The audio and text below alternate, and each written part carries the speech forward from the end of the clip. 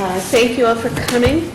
This is a meeting of the Town Council's Committee on Economic Development and Planning. I'm the chair, Susan Falcoff, Ken Woodland, vice chair, and on my left, Vinnie Piccirilli, secretary. So the first thing we're going to take up tonight is the issue of the license, thank you, supplemental fee for a general premises license for the Arts Center. And there were some questions when this came up before the Town Council. This committee had voted it out favorably. Let's see, do you want to start and introduce this, Roberta? Sure. Okay, I'm going to recuse myself. Can you sit here and just keep your mouth shut? I don't think the town attorney would recommend that. Really? Not possible either. Really? He can't We'll stay give him there? back one. Okay. Okay. Hi, I'm Roberta Miller. I'm the Executive Director at the Mosesian Center for the Arts, formerly the Arsenal Center for the Arts. And tonight with me, I have Sean Dooley, our Facilities Manager, who is our manager on site of our liquor license, and also Mike Deneen, our Board President. Just in case I need backup here. Is that mic alive? Yes. Is it? Yes. Oh, okay. At the last meeting, what we were promoting was that we have gotten a liquor license. The annual fee was actually set by the licensing board. And then in the legislation, there's a supplemental fee that is not to exceed 2 times to the level of that, for that fee. And the purpose of that supplemental fee was so that anyone who had bought market level licenses would not be at a disadvantage. So we were making the case that there are no other market level licenses in our particular type. Therefore, there would be no disadvantage to any other business or facility in the community. Just so you guys know, in our history, we've been around now for a little over 10 years, and we did actually initially buy a liquor license, I think the second or third year we were in business. We ended up selling that liquor license because we have such a we're not really in the business of selling liquor. What we are in the business of doing is providing fun and entertainment for all of you. And liquor is really a amenity that we offer to our patrons. And unfortunately, we've discovered that it is truly an amenity, and we actually have made budgetary reductions in our projections that it's they were a little more aggressive than we actually thought. Originally, we were thinking we would net about $20,000 a year. We're now thinking we're more realistic, around $10,000 a year, which is 0.75% of our entire income. So that's, I'm happy, or we are happy to answer any questions. Sean, should I be adding anything else? Okay, Mike? Okay. Any questions? Happy to answer. Well, I think some other councilors might want to speak about their concerns, but the kind of concerns that were raised at the council meeting were that it didn't make sense to me. I'm having a hard time with this. Can you summarize some of them, or Steve, can you? Thank you, Madam Chair. I think one of the other questions had to do with other entities that might rent the center, and how would that relate, because that then might compete with other facilities, and would you charge fees for them having alcohol service at the Arsenal Center for the Arts, and how might that factor into it? Well, in the past, before we had a liquor license, and I'm going to turn to Sean to supplement this, we always had to get a one-day liquor license. So there was really no difference in how we proceeded. We had to have a liquor license in order to have our renters actually serve alcohol. So now, when we have a liquor license, we will be using our liquor license for that. But there's really no difference in how we used to operate and how we now operate, if that's your question. Well, one question, and we'll open it up to the audience, but one question was whether if someone rents the space and they're selling alcohol, who gets the profit? Oh, it goes to the Art Center. Oh, it does? Yes. No, Sean, do you want to talk a little bit about how we have to control the liquor license? So anyone that's using the space to put on a theatrical or musical production, we're opening the concession stand with bar service as part of our normal operation, and we retain all of the sales of alcohol, which is in our contracted agreement, so they know upfront that that's happening. If somebody is renting the space and they are going to do a reception after their production, or the event itself is just a reception, we either do a cash bar at which their guests can pay per drink as they go, or if the host is wanting to cover the bill at the end of the night, they're still paying per drink for that. If in the case of a private reception that wasn't advertised publicly, they wanted to do just an open bar, we're still doing it as a per drink sale. So we're not doing anything that offers them any kind of great discount. It's just a matter of trying to provide the most convenient way to pay for it for them in that situation. I didn't really understand your reply. If I have a party and invite my friends but make them pay for a glass of wine, do I collect the money or do you? We do. Okay. Yeah. Okay, thanks. Are there any questions from the audience? Councillor Gentili, why don't you come on up? I'll just ask my question here, so... Okay, we're being taped. Okay. Come up to the mic. Please. So my question would be, maybe Sean, you could help me with this. If I currently was having an event at the Arts Center and I was going to get a one-day license, would I get that because I'm renting the facility, or would the Arts Center get the one-day license through the town? You can't get a one-day license because we hold a state license. So you'd have to come through us. We would be the only ones that could purchase alcohol and sell alcohol.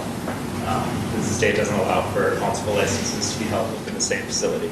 Okay. And so, okay, that makes sense. Thank you. Councillor Palumbo.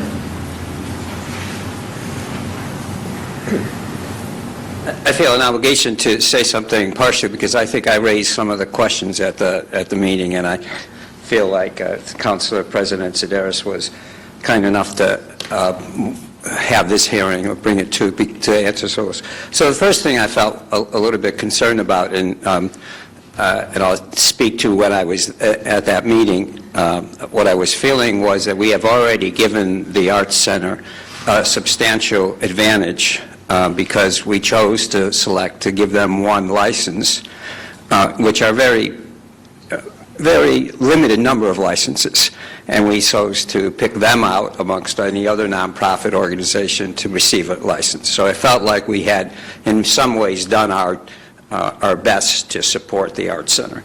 So that when it came then time to say that the supplemental license, or the supplemental fee should be waived, it felt like, well, we're once again going a little bit above and beyond, and we already did go above and beyond. And so then I started to think about the issue of sales, which I think we have addressed in some part, that the fact that there is no existing arts center doesn't mean there may not be another existing nonprofit who would like to have one of the licenses, and in the future we may get additional licenses, and we may decide that as a council that nonprofits should be given a special situation and be allowed to have a license. And so it felt like that that argument didn't really hold as strongly as for me, it didn't hold that strongly. But then the recognition that the second concern was the fact that the Arts Center was using it as a way to make money, and it felt like that if they're going to do that, then they should also, like any other establishment, pay the licensing fee, the supplemental fee. Since that time, I have talked to Ms. Miller, and I have decided, at least I wanted to say that I think her, and hearing tonight, I've talked to her previously, but hearing tonight too, that the amount of money that's going to be raised through the liquor licenses, though is small at this point, it may continue to be small, is not that substantial. And at this point, I'm hoping that in the future, so therefore I think my concerns have been answered. But I do want to say that I hope in the future, if there is another nonprofit that decides to come forward in the town to serve in a situation where it provides entertainment or other kinds of educational programming, not only entertainment, but educational programming, and it decides that it would like to have as one of its benefits to those who use its facilities a liquor license, we will use the same criteria we used in deciding this one. Well, Attorney Rich, would that require another home rule petition were that to happen? Counselor, right now, obviously, we have a very specific set of laws that are in place with respect to these liquor licenses, and if we're going to vary from that, if we're going to impose some other mechanism, right now the Special Act dictates the supplemental fee. That's what would dictate any fee going forward for anyone in the same circumstances. If we're going to change that or vary from that, it would require either an amendment to this act or a new special act. My question was, I think that the Act, we specified we want X number of licenses here and there, and we also want a general premises license for the Arts Center. So I don't think we have am I correct that we don't have a general procedure for a general premises license? You have the procedures, you mean for others other than what's allowed for under the Special Act? Obviously, there are the licenses that are addressed by the licensing board. These are the additional licenses and the license that we're talking about tonight. Do you understand my question, Counselor? Do you want to talk? I think I understand the question, right? That if in the future there are other licenses available, Right. would we? Oh, no, well, this is a different kind of license, though. That's what, and it's unique. Right. That's what I'm not understanding. If I may. Oh, sorry. So anytime there is a unique license granted under special law, that the procedure would be dictated by that law. If there's going to be another quote-unquote unique license, that would be subject to whatever act is taken to allow for that. It's not allowed for right now. Okay, so it would require a home rule petition? Okay. Just wanted to be sure you were aware of that, Counselor. I just wanted to say I appreciate the time that you brought this back to the committee for hearing, and I appreciate the time I had spent with Ms. Miller and the questions, and I thank you for that. Can I just bring up one other thing, just so anybody in the public knows? Just our extreme limits on our liquor license, that we can only serve liquor 2 hours before a performance and 1 hour after. So there's a very limited window, so we are in fact different than any other liquor license. With that restriction, I would just say that just even because of the cost of bartenders, we do send our patrons out after our shows to go get drinks and dinner at all the other wonderful restaurants and bars around Watertown. That have liquor licenses. Thank you. Counselor Detoli. Sorry, so that just actually made me think of another question because I'm a little unclear now. So it sounds like what I'm hearing is that this license is only for events that are taking place at the Arts Center for arts events. If I were to have a corporate retreat and rent out the space, could I utilize the bar and this license and have whoever is my guests purchasing alcohol even though it's not an event, an arts event, per se.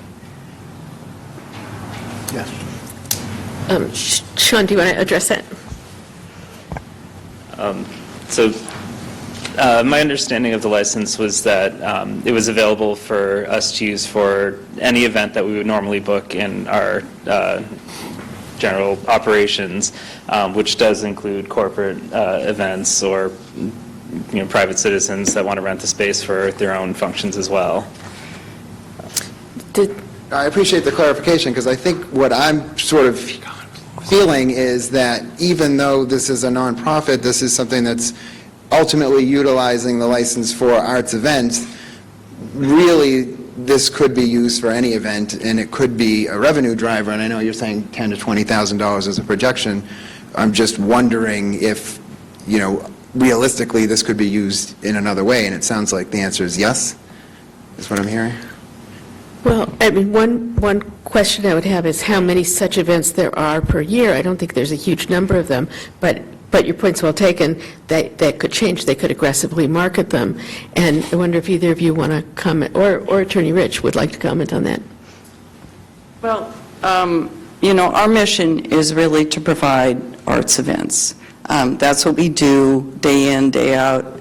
In December, we had Fiddler on the Roof. Right now, we have Thurgood playing. Those are the limits of what we ordinarily do. We generally do have some corporate events. I don't know if we've ever had a corporate event that actually had drinking. Most of them are meetings that they have in the morning, and they use the Mosesian. So that hasn't been a revenue source for us. I doubt really whether it would be, because corporates do tend to want to have the facility for the Mosesian stage area for their quarterly meetings, which is what we generally do for Athena and for Bright Horizons. Does that answer the question to your satisfaction? I mean, I think the answer is yes, it's possible. It's not on the plan, but it is possible, and I just want to keep that in everyone's minds, that this is, a liquor license is a revenue driver no matter what the, no matter what the business. So I just want to make sure that that part is considered by. I would think that if it came to pass that we realized they were making a lot of money, we would have the right to change the fee that we were charging. Is that correct? Yeah, there's a maximum, but you could Right. certainly lower it or waive it. I think the concern, as being expressed by the counselor, is, we heard the presentation where the statement was made alternatively, we only do it for our events, but then the gentleman who indicated, we allow the use of our liquor license if there's an event, and it's a cash bar, we take in the money. If it's an open bar, they take in the money anyway. So I think, I just urge caution in the comment that it's only for performances, as indicated through this discussion. There is the availability of that license being used beyond performances for the use of the facility for private events that would generate liquor sales. Thank you. Okay. I noticed that Councilor Canellis is here and President Sedaris. Are there any additional concerns that you would like to raise about this? Yes. Hi, I'm the chair of the board of the Arts Center. I'd just like to say to Councilor Dettoli, it's,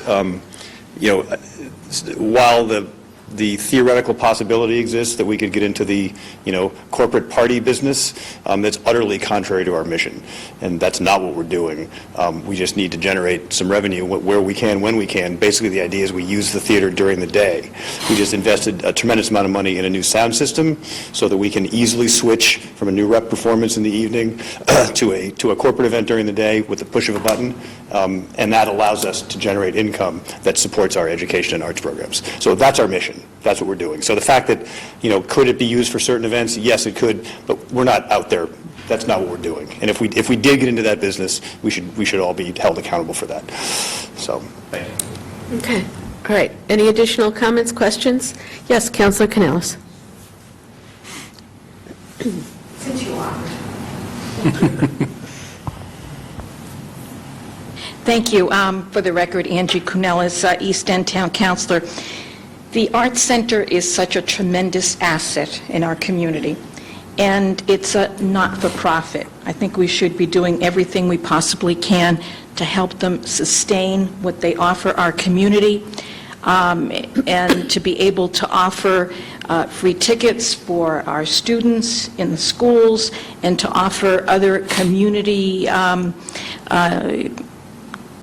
events that would be at lower price for low income. So these are all things that the center does for our community, and they have to derive profit or revenue from somewhere. And in order to keep their prices low for the patrons of the arts, everything that we can do as a community to support them, I think, is valuable. So thank you. Thank you for that comment. Okay, so I think we already voted on this. Oh, yes? One more thing. I just want to thank everyone. This is, even as far as you go, this is a wonderful asset for us. The Arts Center is extraordinarily thankful for all of the work that has gone into getting us to this point, and making this step has definitely helped all of our patrons and will help the Arts Center. Thank you. Okay, so are we correct? We already voted on this. We don't need to vote again? Only if you're going to change your vote. No. You're going to change your vote? No. Okay, all right, so, Sorry, just add one thing. sure. Am I correct that the estimated revenue that was discussed tonight, if was achieved, would only account for about 1% of your total budget? Additionally, I do want to say for the record that I voted against referring this back to committee because I thought the vetting and the information presented at the council meeting on GN10 was sufficient to bring this forward, as we have discussed this evening. And so I will not be changing my vote for that reason. Thank you. Well, I won't change my vote because I haven't changed my mind. Okay, let's get Councilor Picciarelli back.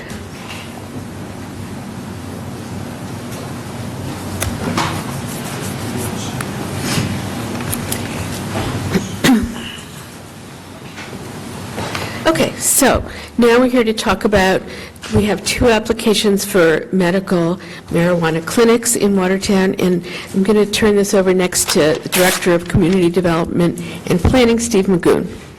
You're welcome to stay.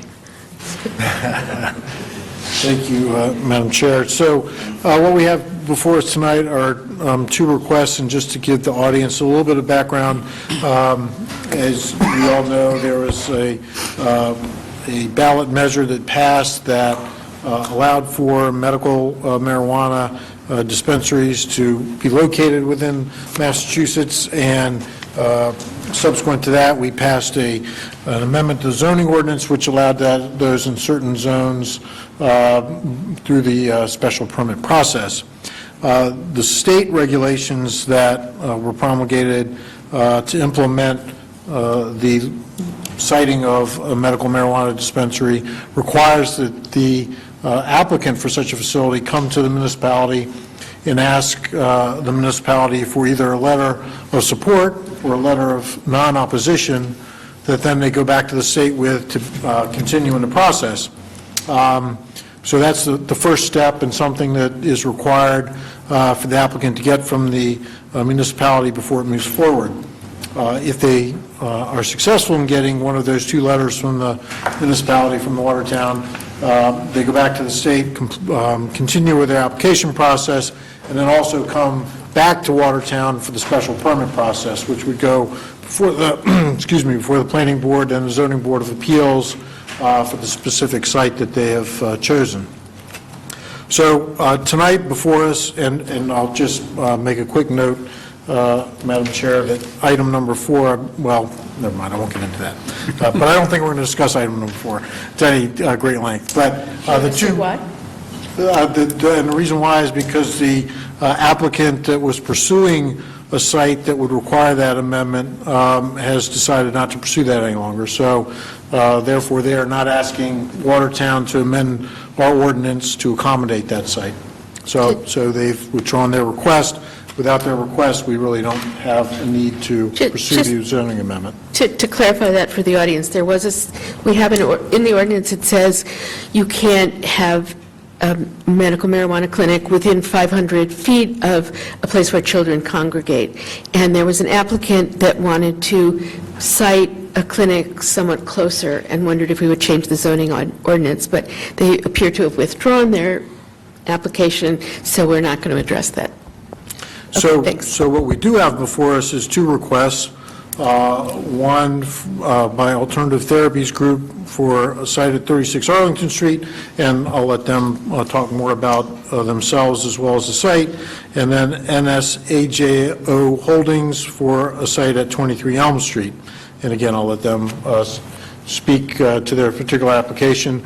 Madam Chair, what I thought we would do is have a brief presentation from the applicant. Attorney Rich and I have some questions that we might ask, as well as the committee, and go from there.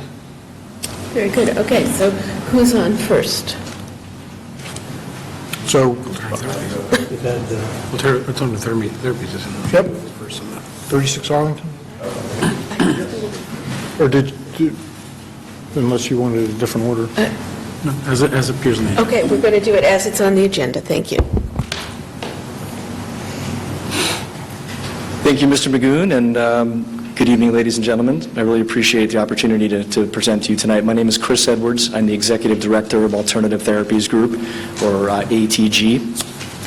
ATG is a nonprofit organization by virtue of the medical use of marijuana law here in the state.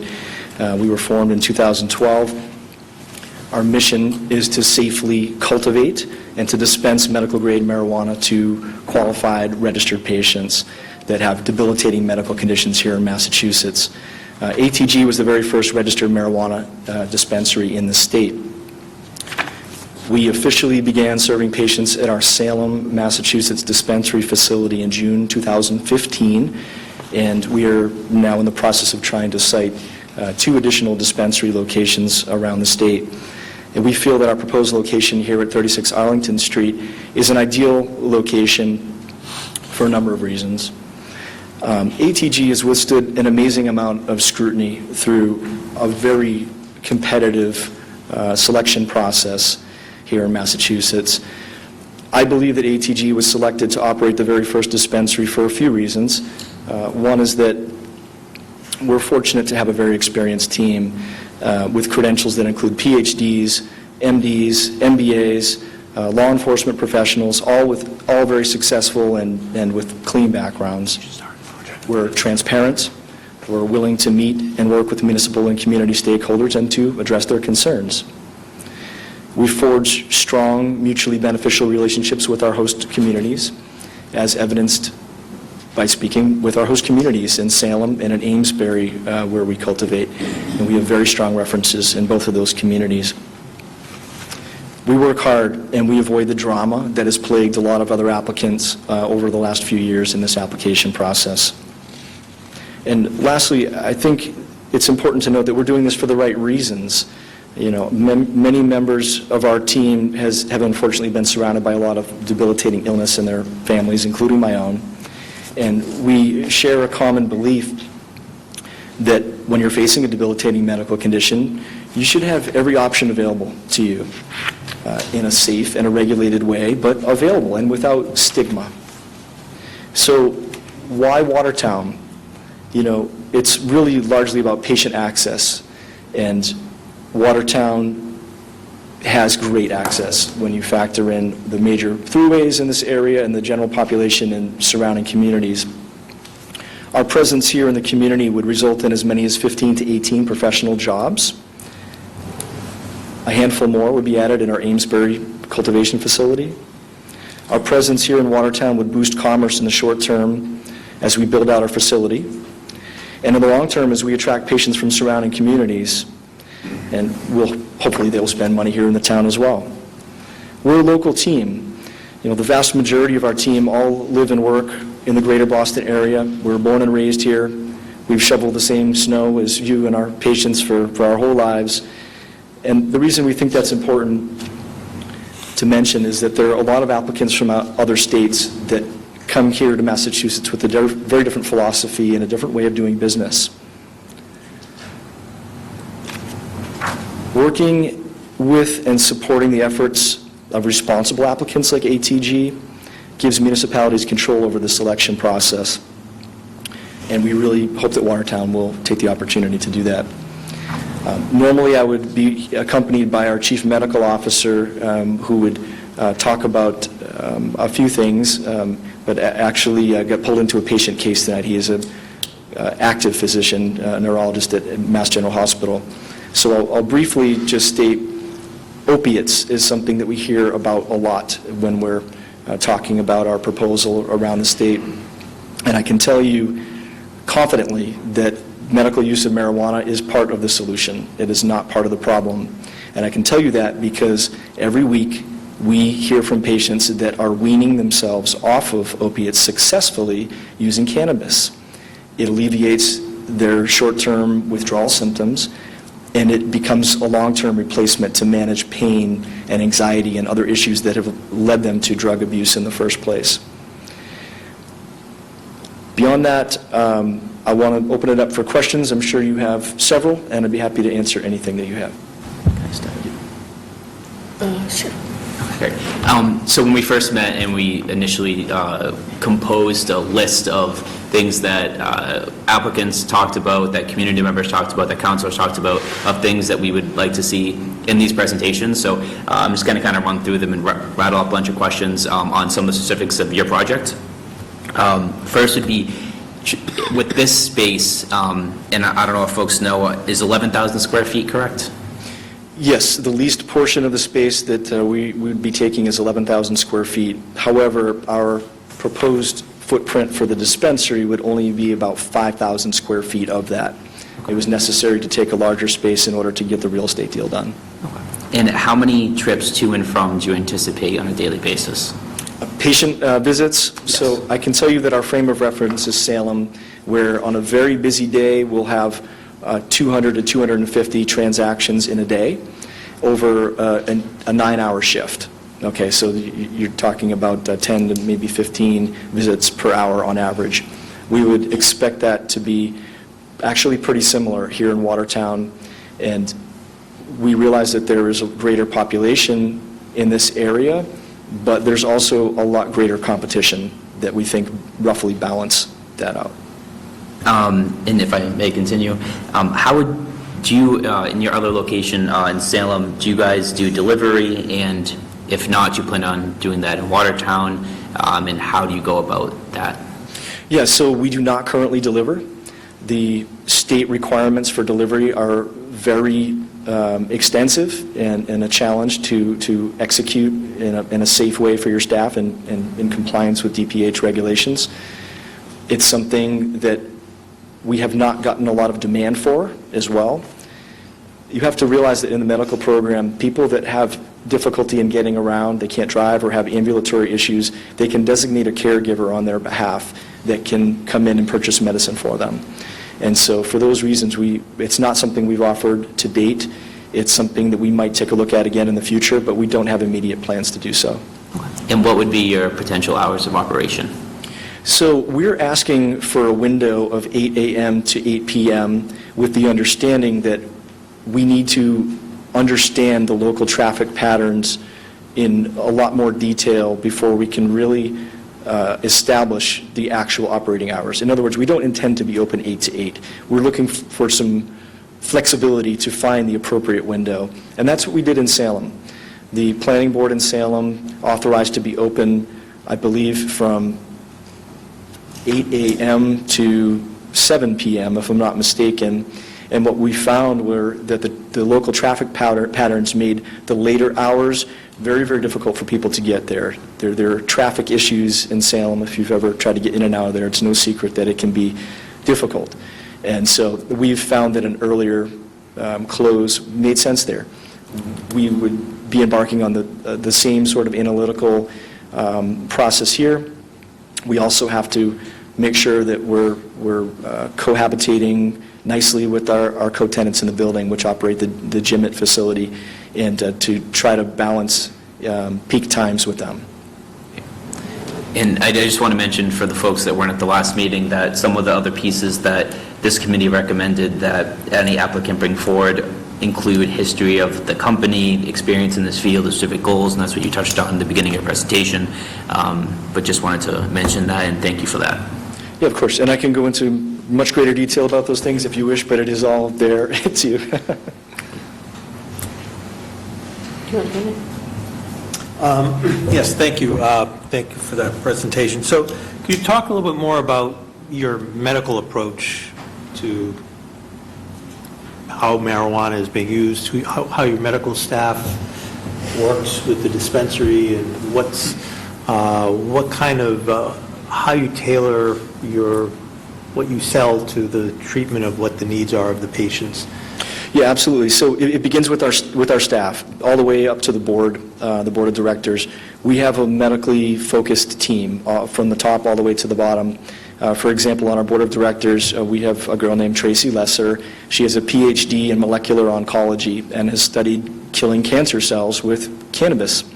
We have a hospice nurse on our board who deals with palliative care and end-of-life care every day. We have a chief medical officer that I mentioned earlier who's a pain management specialist and a neurologist at Mass General Hospital.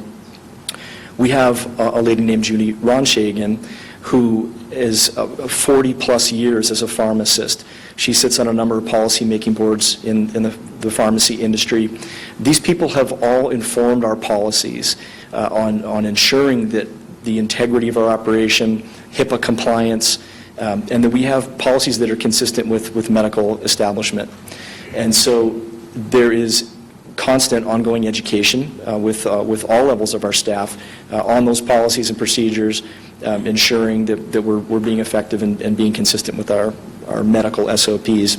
As far as interacting with patients and advising them or educating them on the appropriate strains or products to alleviate their symptoms, there's a fine line. We're not examining the patients. We're not physicians. We're not prescribing. What we're doing is educating them.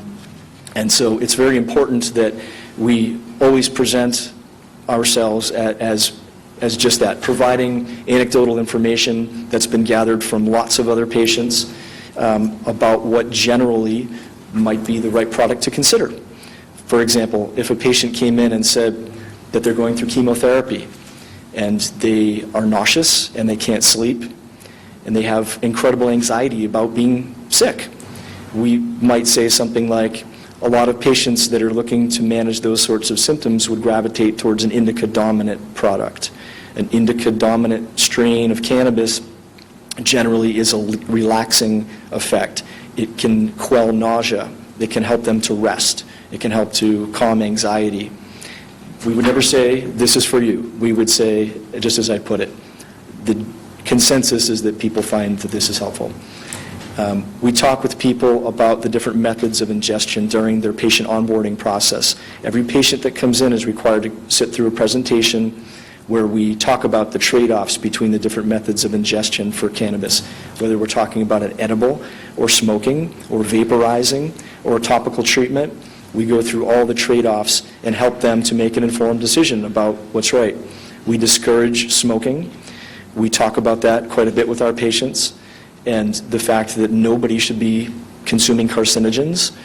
Can we stop them from smoking it? No, we can't, but it's an educational process. We talk with them about dosage and titration as well. So the basic idea is that this is not a prescription from a doctor that says, take 2 of these and call me in the morning. We have to find the appropriate dosage for the patient. And the idea is to start with the smallest dose possible and to gradually titrate it up until you find the correct dosage for you. Ideally, that's under the supervision of their certifying physician. But again, it's an educational process where we explain the correct procedure. We also give them a strain journal and ask them to document their usage.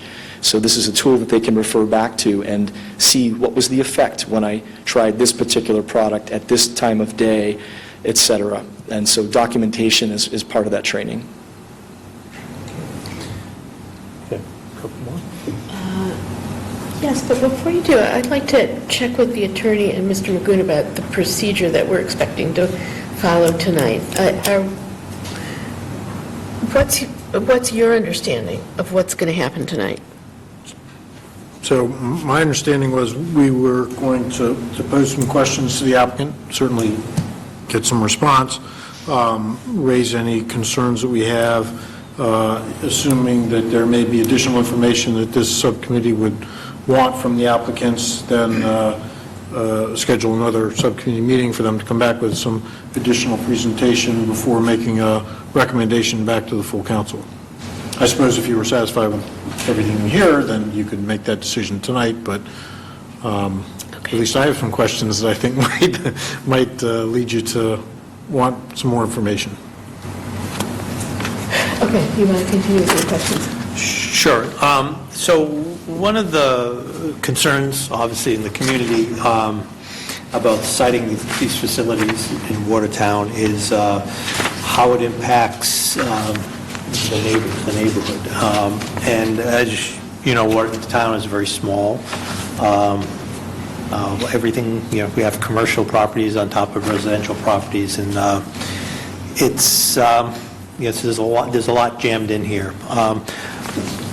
In terms of the site, you're reading through your proposal that you had submitted. It didn't have a lot in terms of sort of one of our key concerns is like how the facility is going to affect the neighborhood. One of the big concerns is about the attraction to minors. We have a very strong group in town, Watertown Youth Coalition, which basically works with our youth to say use of drugs and alcohol is bad, and it's we are concerned about being sort of attractive to we tell the children on one hand this is bad, and on the other hand they walk by a place that sells it. So how your approach to sort of discourage teenagers and minors from hanging around it, and just in general, without telling us what your security designs are, sort of what your overall security is to prevent sort of the loitering, the tailing of customers that may come in there, with cash, the fact that you are operating a cash business, and it becomes a sort of an attractive nuisance to somebody, not just for stealing perhaps the marijuana, but for getting at the cash. So just your approach to that, your proposals seem to be a little bit thin on that, and that's, I think, one of the primary concerns that we have in the community, how you're going to address that. Absolutely. And there were some follow-up questions that were presented to me with and more details provided back on some of those items. I'll make sure after this meeting that all those get to you if they haven't already. But to answer your question, there were similar concerns in Salem and in Amesbury before we cited those facilities. And we met with the neighborhood groups. We talked it out with them. We understood what their concerns were, and we addressed them. And the reality is our presence has not had any impact, any negative impact on the neighborhood. And if I could bring those people in here today to tell you, they would say the same thing. They have continually thanked us for working with them and for being, correctly predicting how it was going to go. We have had 0 incidents. From our facility in Salem, we can see residential homes. We can see other businesses. We have other businesses in the same building, and it has not impacted them. It has been nothing but positive. There have been no negative impacts whatsoever on the community. As far as discouraging minors, I have little kids, a lot of our family do. We get that concern. We really appreciate where that's coming from. The reality is minors can't even get close to the facility.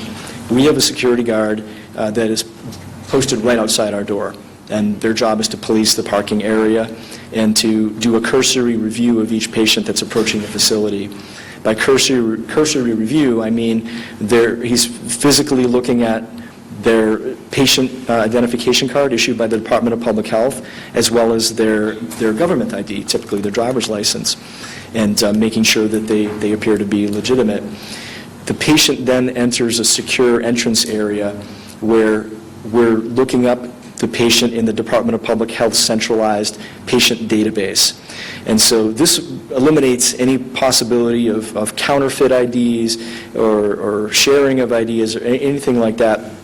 Essentially, if you are not in good standing in any way with the state, you cannot dispense to the person. You don't have the button you need on the page to dispense to that person. They can't come in.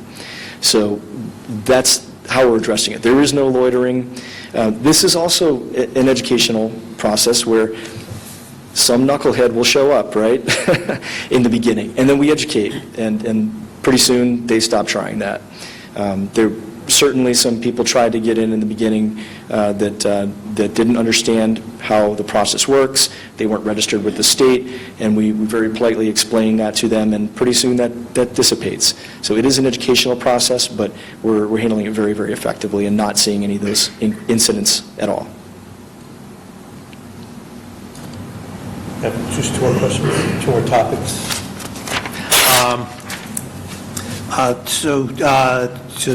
Two topics. The host agreement, we had felt when we met on this back in October, I think, was that October? Yes. That we wanted to see host agreements from potential dispensary operators. And I saw that you had sort of proposed something, but then I saw an email today that said you had decided that you did not want to pursue a host agreement, just a one-time payment to a charity. Is that true? And just sort of your thinking behind not wanting to pursue a host agreement? Sure. So a lot has changed in the last few months with regard to the law in this state, as well as to the level of competition and the market rate for community host agreements and things like that. The most notable example here is the city of Cambridge, a bordering community here that has come out strongly opposed to community host agreements.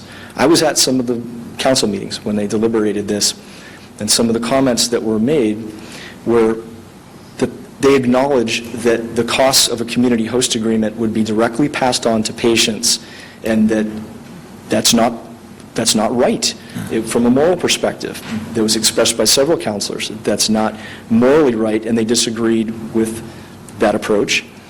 And also, I believe that there was a understanding that requiring a community host agreement in receipt of a letter of support or non-opposition would be construed as a pay-to-play, and that the city was selling support. And so, having been made aware of that and having some opportunity to think about that, we feel that trust is earned, it's not bought. And that is part of the reasoning from a philosophical perspective why we've made this change. But from a practical perspective, if we are operating a dispensary here in a community that borders one that does not require community host agreements, we're at a significant competitive disadvantage relative to that community. We're going to have significantly higher costs that will have to be passed on to these patients, and it very much jeopardizes our ability to compete. So that is the reasoning for it. And just to clarify, we're not proposing a one-time contribution. We're proposing what some of the other dispensary operators in Cambridge have done, which is an ongoing, voluntary contribution to a worthy charity in the community where we can do some real good. Back to some earlier comments as well, and this will be the last part here. There are no negative impacts due to our presence, and that's been proven in every community where a dispensary is. Traditionally, community host agreements are intended to offset or mitigate negative effects of citing the business. If there are no negative impacts, I would question why these community host agreements exist in the first place. And I know that some of them are already being legally challenged around the state. So before Watertown signs an agreement and starts to budget for that revenue, it should be considered that might be going away at some point. And so you could consider this to be a cautious approach to avoiding that situation. You're still going?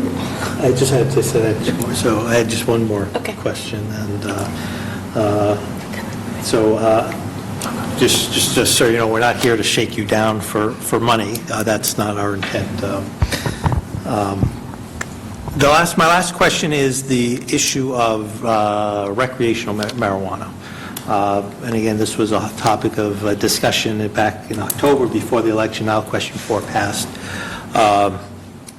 The concern is that authorizing a medical marijuana facility allows you to turn it into a recreational marijuana retail establishment under the law. And also, under the law, it allows you to allow consumption on site.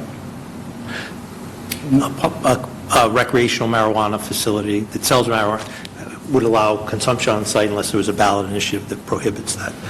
I'm kind of curious about what your plan is if you're renting 11,000 square feet and you're using 5,000 square feet of it for the medical marijuana, with the other 6,000 square feet, what you intend to do with that, and would you be willing to enter an agreement with the town to stipulate that you will not sell recreational marijuana on your premises? Yeah, so this is one of the other points that I made in that recent email that you referred to. So I was one of very, very few people in the industry that spoke publicly against the ballot initiative. That's not why we got into this, as we discussed at length earlier. We were a medical team. We had no interest in that market. However, now that it's passed, we're forced to confront the reality that if other surrounding communities are going to allow and welcome these recreational facilities, that also puts us at a significant competitive disadvantage, one that would put us out of business quite quickly. And in other words, we don't feel that we have a choice. And again, I was opposed to this, but from a business perspective, we don't have a choice. If we are allowed by state law to operate recreationally, we would have to, if we wanted to remain solvent as a business, pay off our millions of dollars in debt to our investors, etc. As far as allowing on-site consumption, that is not something that we're even remotely entertaining. But recreational sales, again, it would be necessary to remain in business, unfortunately. Thank you. So I agree with you that trust has to be earned, and you have not earned my trust with this document. You earned my trust by providing me with a lot of information, and as Councilor Picciarelli said, this is thin on information, and there's a number of points in it that I find disturbing, and I'll just name some of them. I would like more information about you say there'll be a separate entrance. Well, what's that like? What's your plan? What's your plan for security? It's very thin on these things. You say in here, we will provide home delivery. Tonight you said we will not provide home delivery. It's here in writing.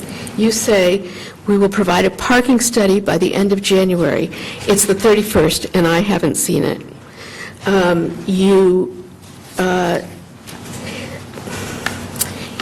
You tell me, we have great people, we have MDs and PhDs. Okay, show me their resumes. And please, if you have an adult woman PhD, don't call her a girl. That's very offensive to me. You say, when you said you would give a host agreement, you said, well, but if anything changes, it's null and void, and without really doing that. To me, that's not building trust. You're saying to me, just trust me, and that's not how you build it with me. You say, nobody objects to you in Salem, they love us. Well, send me some letters from people. There's a whole lot. Oh, and another thing I don't like is, no, we won't give you money, we'll pick a worthy charity. Well, of course, I would expect you to be a good neighbor and contribute to town events, but I don't think that means that we don't get to say how we would use money. I'm not impressed by that argument. I'll stop there. And Councillor Woodland. Thank you. I did want to just comment on the information we received later this afternoon regarding the changes to the host agreement. I feel like we're at a time in Watertown where we consistently see folks coming in, and I might say that we've had some zoning amendments and some changes that put more onerous obligations on applicants. And we've done that. We've raised affordable housing requirements. We've raised transportation and parking requirements. We've consistently done that across the board. So if there's an expectation for folks coming into Watertown and it's a traditional standard for folks that are in that business, then I'm not inclined in any way, shape, or form to accept anything lower than that piece. If a developer came in today and said, if we don't get this certain zoning relief, or we're going to go up north, say go up north, we have a set of standards that we're accustomed to and that we expect folks that are coming into town to abide by. And when those, when's the last time we did the TIF? When we don't do tax incentive financing in Watertown. We have the demand for it. We have a great town here. We have a great population that sustains and is worthy of the extra obligations that we're putting on folks. So not meeting those standards is definitely concerning for me, even though Cambridge next door isn't necessarily, having host agreements go through, or they're doing whatever they're doing over there. They have unlimited liquor license too. So if a restaurant came in here and said, hey, we're not paying your fee, or we're going to Cambridge, say, okay, well, we just set our fee, go to Cambridge. And I'm not trying to take a hard line on that. Obviously, that's just a basic principle. There's obviously mitigating factors and circumstances to consider, but it is very concerning for me to see that there wouldn't be a standard host agreement that is similar and comparable to what's been happening in the state and in the country for these kinds of projects. So that's my main hesitation here, in that that is not what we discussed when we met in October, and that's not what I think is the best interest of the town. So thank you. Thanks, and you remind me of one more thing that I would... I just want to make sure that you have equal opportunity. Yes. Well, we can stay here all night. So you've really said to us, we won't come to Watertown if you won't give us the knowledge that we can have recreational marijuana. And this has not been under discussion here. I don't think the state laws are clear yet. And so I don't think that Watertown is in a position to make that commitment to you. So it sounds like if that's a deal breaker for you, we could stop right there, in my opinion. Okay, did you want to add something?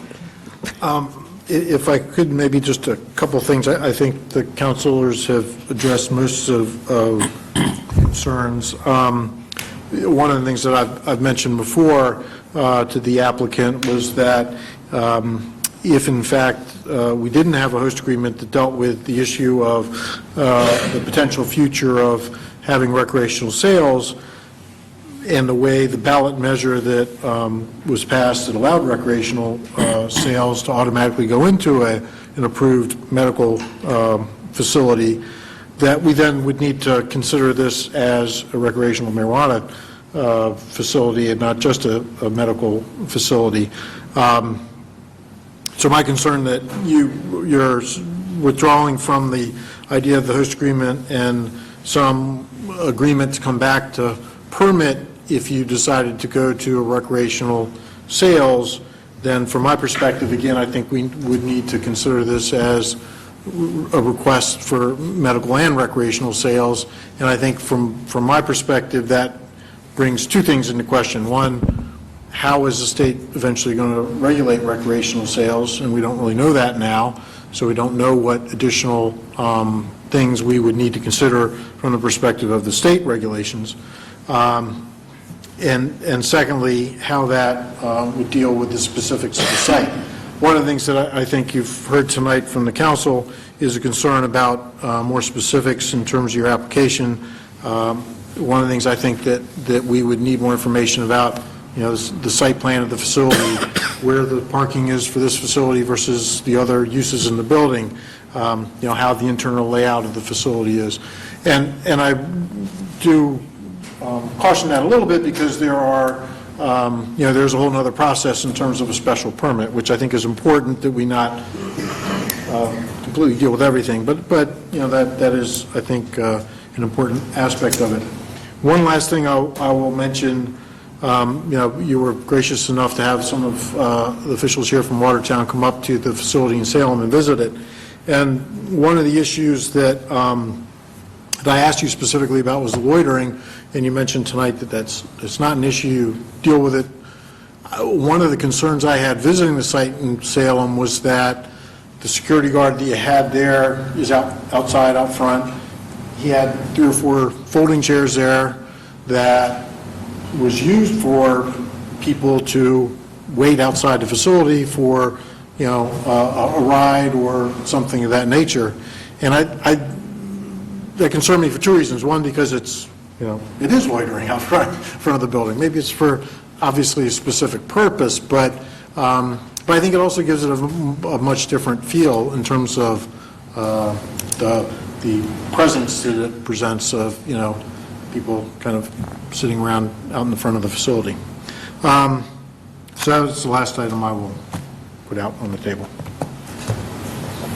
Attorney Rich. Yes, thank you. A couple of questions. First, does ATG currently have any host community agreements in the Commonwealth? Yes, we do.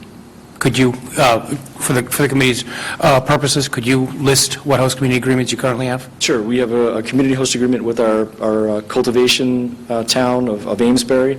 In fact, Attorney Rich and I worked on that together about 4 years ago or so now. And we have a community host agreement in place in Salem as well. And have you found the existence of those agreements to have negatively impacted your business? Yes. You have, okay. And yet you're continuing to expand your business? We have learned from our mistakes, and yes, we're trying to expand with caution. Okay, and those host community agreements, do they only deal with host payments? Are there any other aspects of the operation that are dealt with in those community agreements?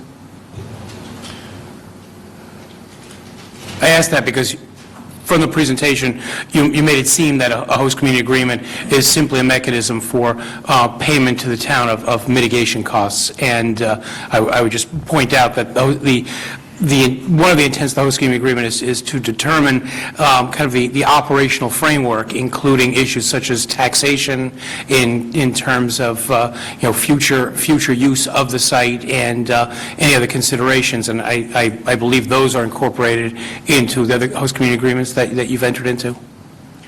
There are some clauses that nullify the community host agreement in the event that the state levies a tax on cannabis sales. I'm talking more in terms of local real estate taxes. There's a clause in both agreements, I believe, that allows property to be taxed, if that's what you're referring to. We are a nonprofit organization, but we are not tax exempt. And further, we lease our properties. We don't own them, so we would not have an opportunity to be tax-free regardless. Is that what you're referring to? Yes. So obviously, one of the provisions that's contained in the draft agreement and that we've actually looked at and would be looking at modifying would address your tax status and your ability to essentially seek abatements and the process by which you would be taxed. So that it's more than just an effort, and I think it's just important for everyone to understand. A host community agreement is more than just an effort to obtain mitigation funds. It's also a mechanism, given the uncertainty of these types of operations, to assure that they're properly integrated into the community in terms of tax benefits to the community. Another comment you made is that there have been no impacts. And so you don't anticipate any impacts necessary to be mitigated. But at this point, what is your experience with recreational sales and the impacts that recreational sales have on communities in the Commonwealth? Well, there are no recreational sales here in the state, so that... Correct, so you can't answer whether there's... You can't answer whether that's an impact that might require mitigation in the future, and yet you're saying that in order for you to operate in Watertown, you would essentially require that you be able to operate as a recreational facility. So on the one hand, you're saying there are no impacts, on the other hand, you're saying that you don't know if there are going to be any impacts. So I'm just trying to determine what is the situation with respect to impacts based upon your anticipated use of this facility. Okay, so a community host agreement is applicable to the medical business that we're talking about. That's explicitly stated in the community host agreement. As you drafted it. As you drafted it. All of them. As you drafted it. All of them in the state that I'm aware of. Well, the ones that you signed, the two that you referenced, were signed prior to the change in law with respect to recreational use. So I think we have to look forward, not backwards, in that regard with respect to recreational use. With that understanding, let's look forward. Yes. In a recreational scenario, there's a 2% tax, as the law is currently written, that goes to the municipality. So if this is about money, let's think about the big picture. The size of the recreational market is typically 6 to 7 times that of the medical I'd market. like to intervene, if I might. Council President Sedaris is eager to move this along, and the whole issue of how we would handle a recreational marijuana facility seems to me like a topic for another night.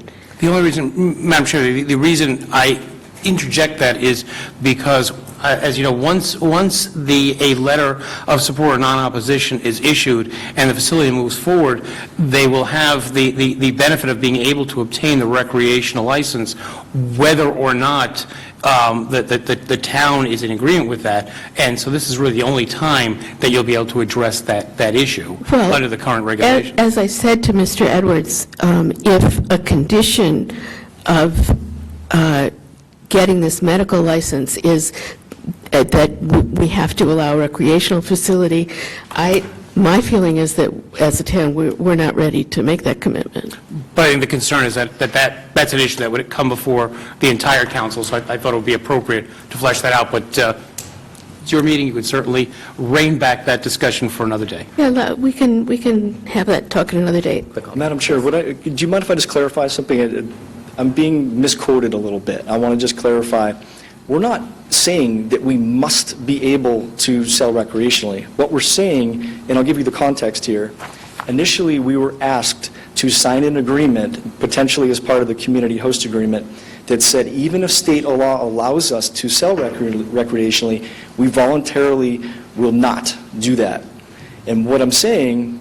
You would come back That's to the not what town to permit that. It's not what it says here. Well, what we're saying is we cannot agree to forego that right should the state law allow us to sell recreationally. If I may, the state law currently does, as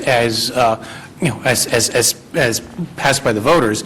Your email says, "It is critical to our survival that Watertown agree not to impede ATG's participation in recreational sales." Precisely. And by that language, you're essentially saying that you should be able to decide, not the town.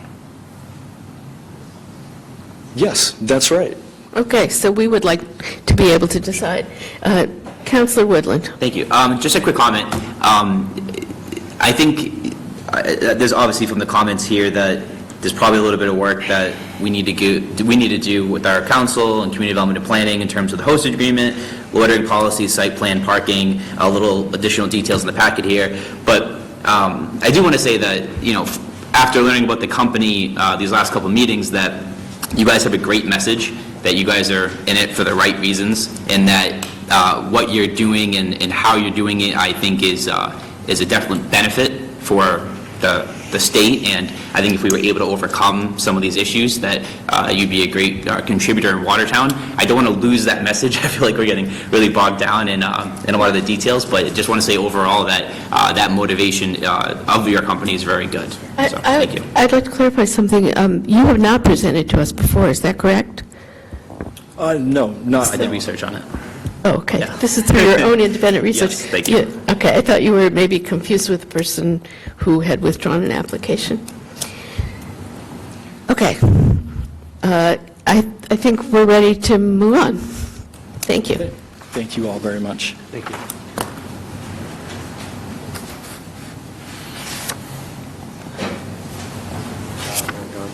May I grab a glass of water? Please, yes. Just Back corner.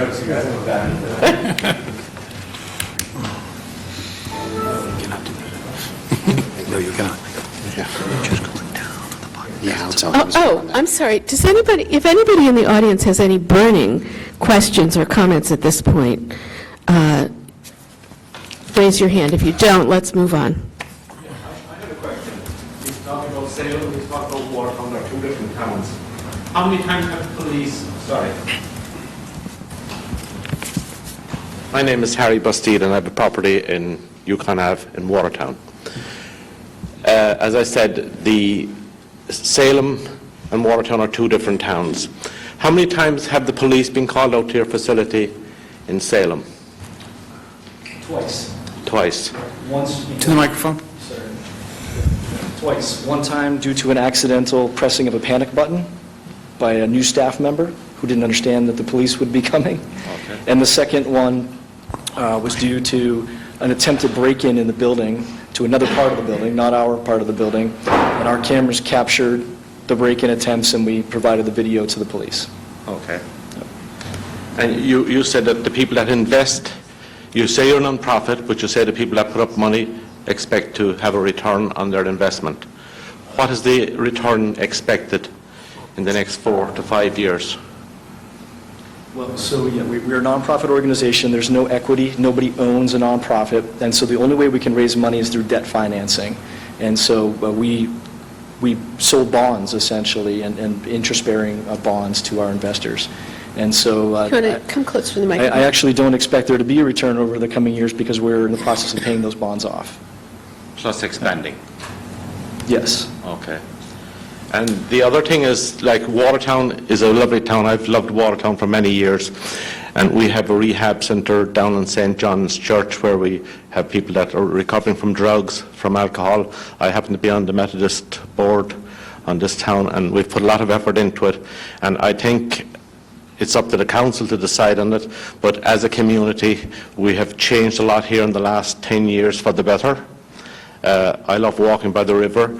We're at a massive expansion in Watertown, as we're all aware of, and traffic is becoming a major problem in all directions. And we're going to put 250 people, beginning, that's just an estimate. But as the product grows and people get demand, can access it, I think that we're going to see a lot of traffic. 250 is a very small number in my consideration. Thank you. Thank you for your comments. Councilor Canales. Apologize for not opening it up sooner. Thank you. I have lots of pressing comments, but first let me say that you've mentioned some emails that were received today. We sitting here are not privy to those documents. The documents that I sent out to my constituents in the East End were the draft documents that were given to the town council at the last town council meeting. So when I hear that there is going to be no host agreement, this is news to me. I'm looking at the draft agreement talking about many issues, and on page 4 specifically states here, incorporating recreational marijuana into its medical marijuana business model, et cetera, et cetera. So we talk about nonprofit, and all I've heard here this evening is business, business, business. This is not an issue of medical marijuana for a patient. This is the siting of the facility. Medical marijuana, in my opinion and the opinion of many others, is between the patient and the physician. This is the siting of the facility. No one wants to see their loved one in pain. I'm an only child, I'm a primary caregiver for my 98 years young mother. I don't want to see her in pain. Certainly there should be alternatives. If marijuana were legal across the board, if the laws were different, people who needed cannabis could certainly go to the local pharmacy and purchase it. When I hear that there are no issues about siting of the facility, well, in 2014, the town council decided that the least impact would be in the I zones. If there were no issues, we could have cited it in the T-zones. We could have had a kiosk at Victory Field. We could have another facility across the street from the town hall, but there are issues. There are security issues, there are lots of issues, as outlined in this draft agreement, as to how the entity would be regulated, what type of security, and of course, there are issues there that we also need to address. But there are concerns. The East Enders are not second-class citizens. We say the least impact would be in the I-zones. The I-zones are also somebody's neighborhood. Somebody's home is within 500 feet. Are we going to say the children will never live in those homes because it's within 500 feet of the facility? That's an awful reality. I've heard some comments from residents that if this goes through in the East End, they would consider moving. Other residents have said to me that it's too late for them to move. How sad. It breaks my heart.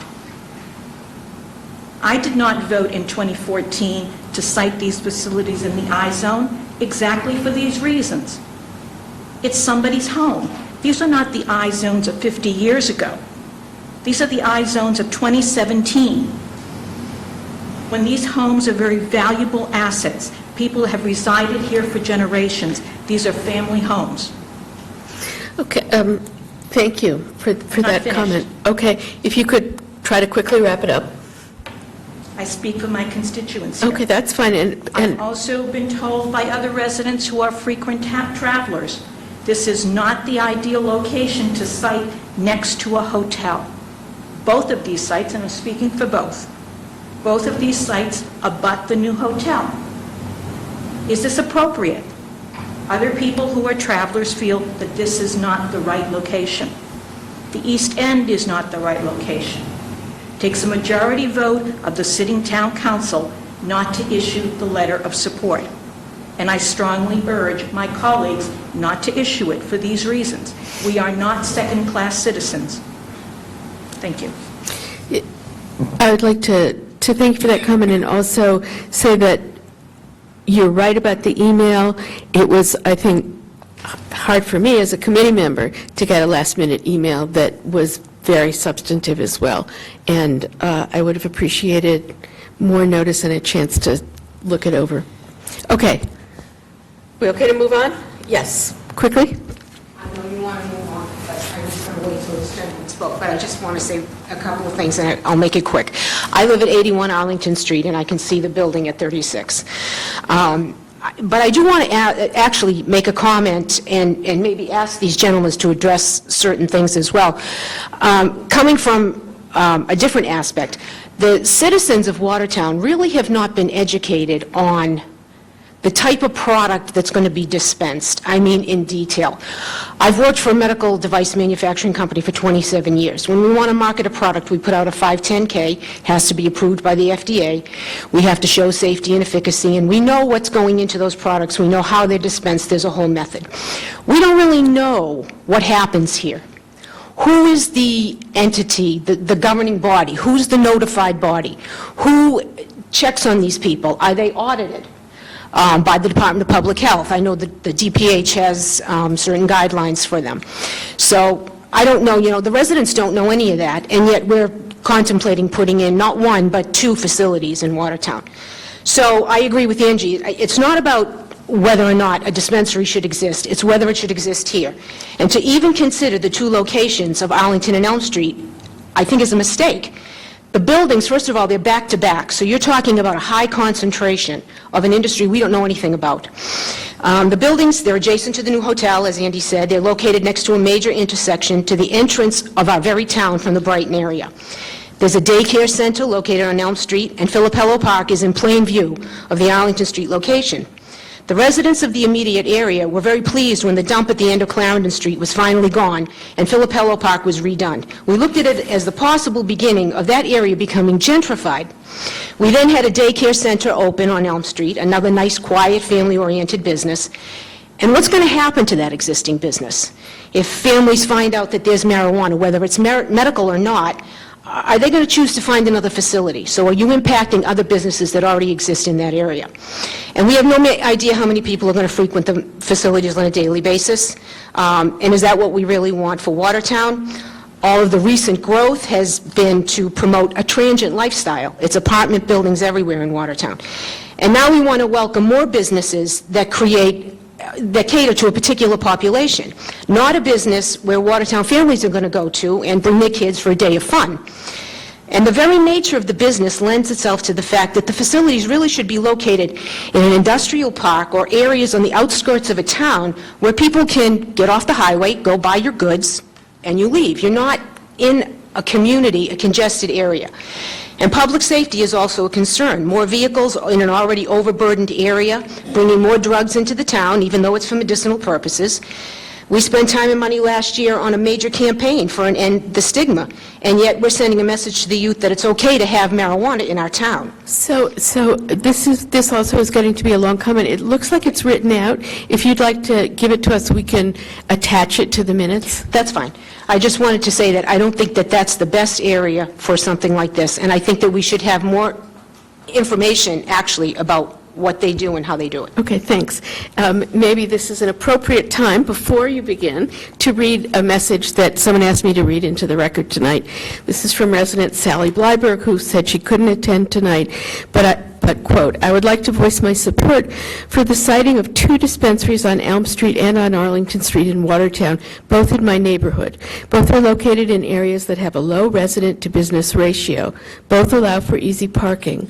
Both are essential for medical marijuana patients, such as my husband, Peter, who lives in Watertown and finds it increasingly difficult to travel to Brookline for his medication, the closest dispensary to date.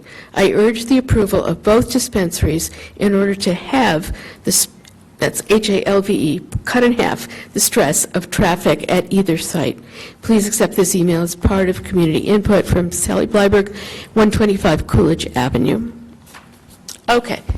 Now, Good evening. My name is Mike Ross. I'm an attorney with Prince-Lo Bell. I represent NSAJO Holdings, who is the company that is proposing a dispensary at 23 Elm Street. And let me just say from the beginning, we welcome an opportunity to educate, meet with, discuss, tell more about what it is we're doing, who we are, how we're regulated at any time with any of the neighborhood groups as we go through this process. The team that's here is going to do a brief presentation. I'm going to get off in a couple of minutes. Our principal, our chief operating officer, Aidan O'Donovan, will come up and run a brief slideshow. He has experience having opened 2 other dispensaries previously. With us is Dr. David Goodman, who is he's our medical director and a doctor with Brigham and Women's Hospital, an anesthesiologist. And then also with us is Dan Linsky. Dan is the former superintendent-in-chief of the Boston Police Department, has direct experience working with your Chief Lon in a previous life. He now runs the Boston operation for Kroll Security, which is the preeminent international security firm. And he'll tell you more about that. We last appeared before this committee on October 26th, and then since then we prepared a substantial filing, which we submitted on December 5th to Mr. Magoon, and you should have a copy of that. We hope that you find through these presentations and our presentation tonight that our location, the experience we bring as operators and professionals, the thought we put into this presentation and our proposal, our generous host community agreement, which I'm happy to talk to you more about what I think about host community agreements, and that all of those things are in keeping with the type of business, especially this type of business, that you would expect in your community. So at this point, I want to turn it over to Aidan O'Donovan. I'll be back to answer any questions you have. I have a handful of printed out slideshow copies in case anyone can't see very well if they want to, I don't know if anybody wants. and pass them out. You But can certainly take one for the... I printed them out just in case the PowerPoint didn't work, but now that it's working, it seems redundant. Thank you. All right. Should I get started here? What? Should I go ahead and get started? Great. Please. So I'd first like to ask for your patience. I'm just going to be reading directly from a sheet. I'm a much better dispensary owner than I am a public speaker. But Mike introduced me. We're the applicant at 23 Elm Street. I am the COO. Our corporate name is NSAJO Holdings, but from here on out I'll be referring to the business as Natural Selections, and we already have an issue with the...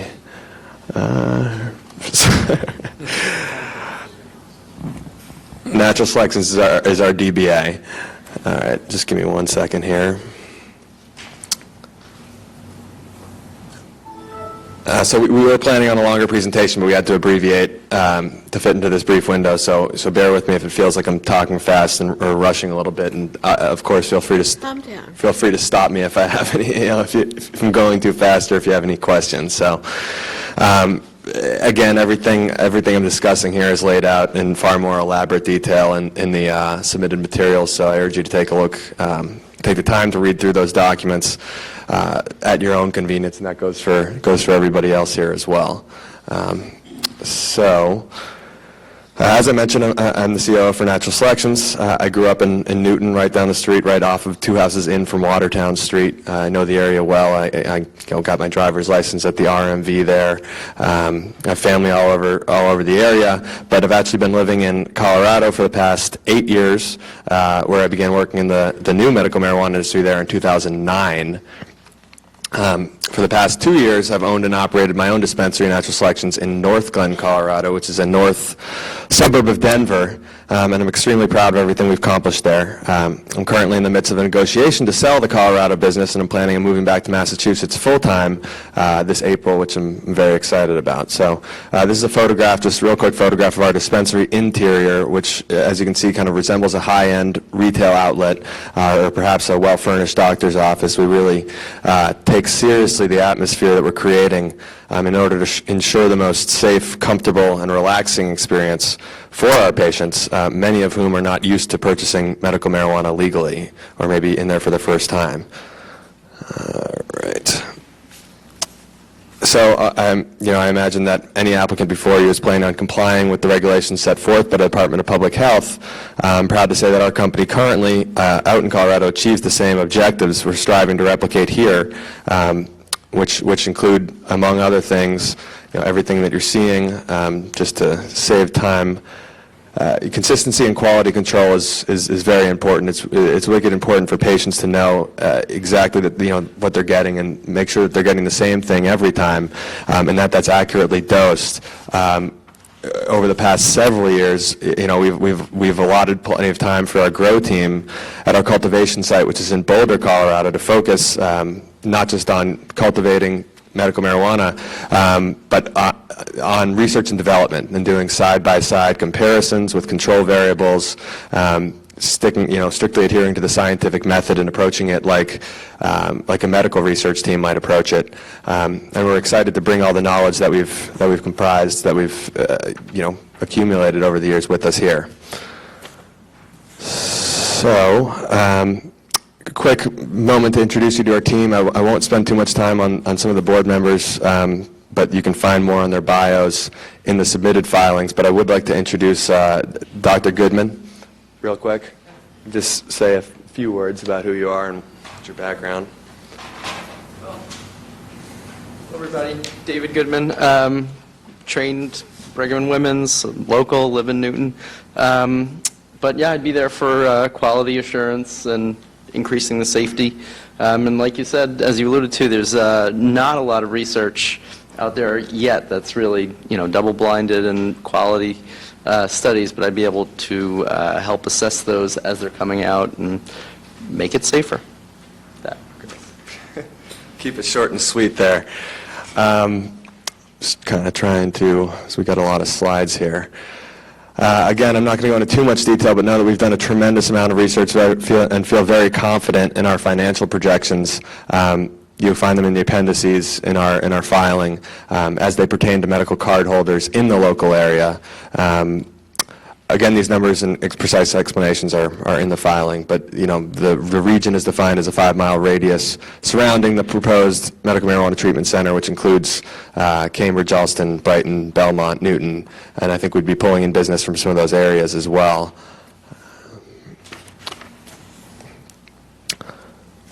So, as I stated, we're in 23 Elm Street, but it's important to note that we're in the Building 2. It's a 2,900 square foot unit that we have leased, which is approximately the same size as our Colorado dispensary. We're very committed to being in the city of Watertown. We've been engaged in this process here for over a year. We were initially considering a few other properties, and we're in negotiations, but after a few conversations with city officials, we learned those properties were considered to perhaps be a little too high profile and were lacking significant setbacks, and thus did not meet the city's desired vision for where a medical marijuana dispensary would site. So back in July, we finally settled on this Building 2 of 23 Elm Street, which both meets the overlay district requirements as they were designed by the city, and is in a fairly industrial neighborhood that's the appropriate distance from areas where minors commonly congregate. So, as you can see, it is the building that is behind the A Affordable Auto Insurance building there on 23 Elm Street. We have worked closely with a team of architects, engineers, land surveyors to create site plans, floor plans, which I'll get to in a moment, parking spaces, et cetera, and ensure that the operation is feasible and compliant with all local zoning regulations. Over the past 6 months, we've met with many city officials, as well as the police chief, which I'll let Dan Linsky speak about in a moment. Additionally, the head of Boylston Properties, who owns the hotel building there, which was mentioned before, and we've ran into no major opposition on our site so far, which I think many people view as maybe more palatable and more secure due to its subtlety, due to it not being visible from a major thoroughfare. We're paying for extra parking spaces at the address, and we'll ultimately have about 20 spaces, the vast majority of which will be reserved for our patients. So I actually said that 20 spaces reserved for our patients, but the rest of the parcel has an additional 50 parking spaces, most of which will be available during our peak hours, which are traditionally after 5 p.m. So for example, if more than 20 people is 20 different parties and cars is going to be very rare, but we have that extra space if necessary.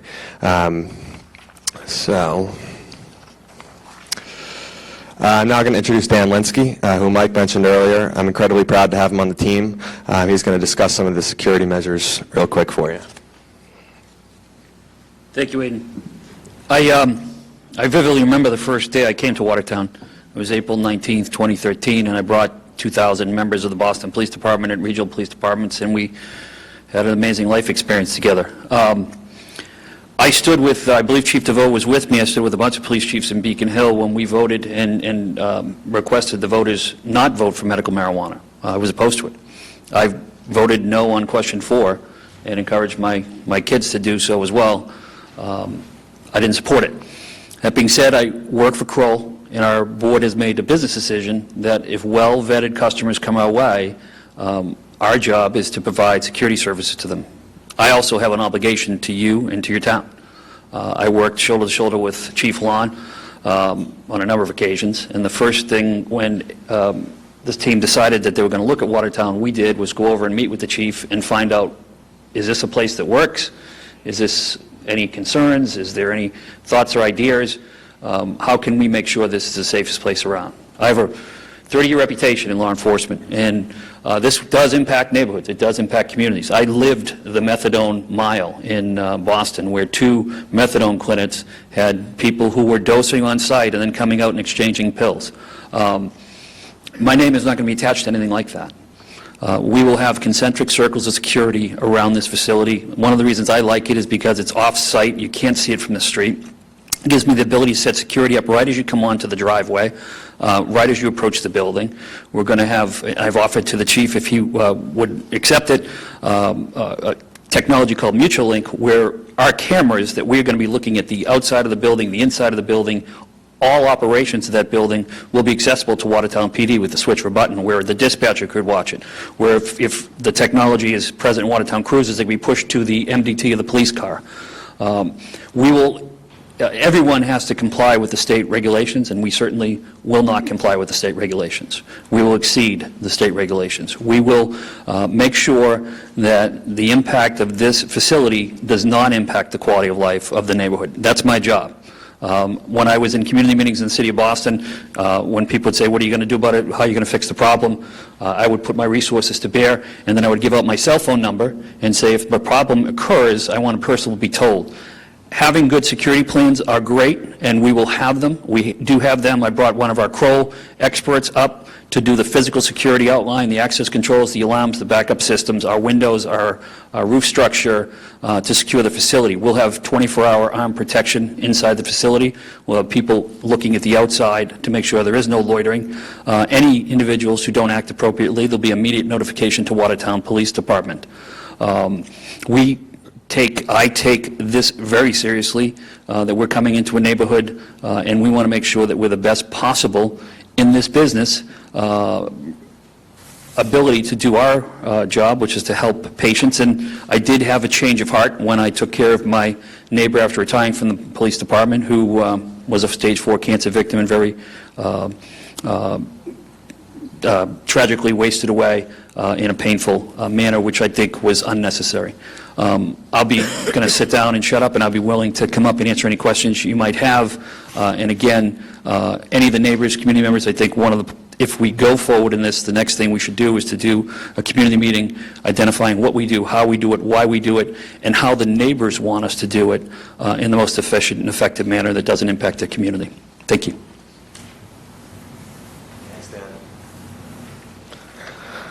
All right, so I'm sure you guys might have more questions for Dan later, for all of us, but just want to move on because it's getting late here.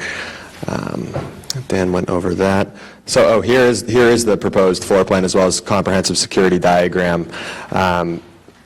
It shows all the camera placements, the security measures, ingress, egress. As you can see, it was very carefully designed down to every last square foot.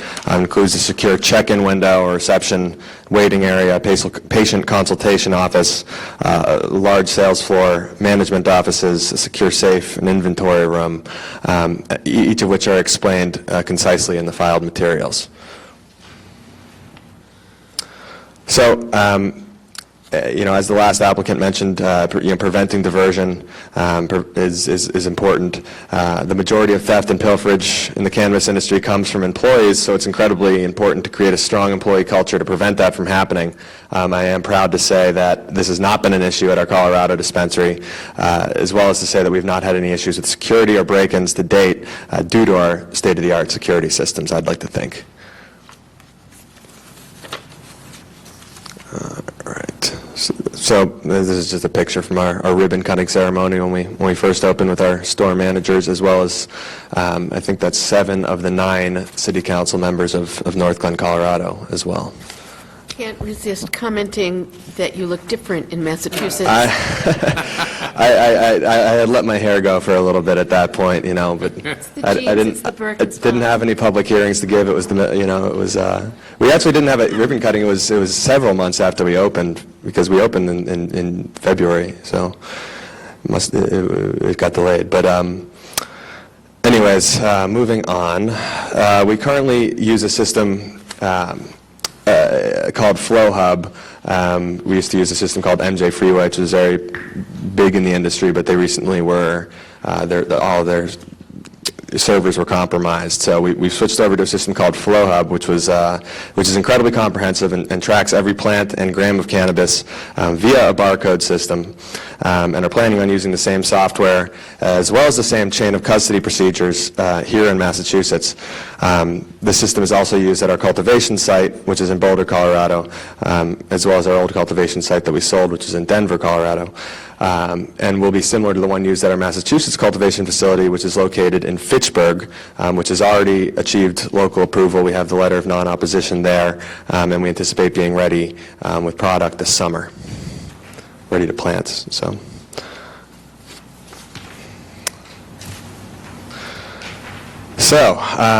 As shown, we're excited about our community host agreement, which offers the greater of $200,000 or 6% of gross sales. This guarantees it will pay the city at least $200,000 annually, regardless of what our sales numbers are.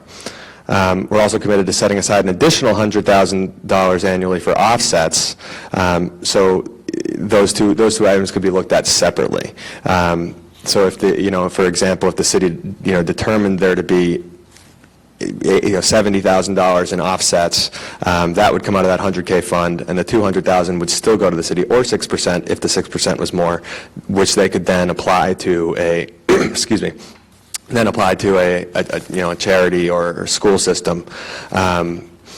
Usually the city, each host agreement goes to a different spot. I know some communities are using it towards senior centers, road pavement. That's up to you guys.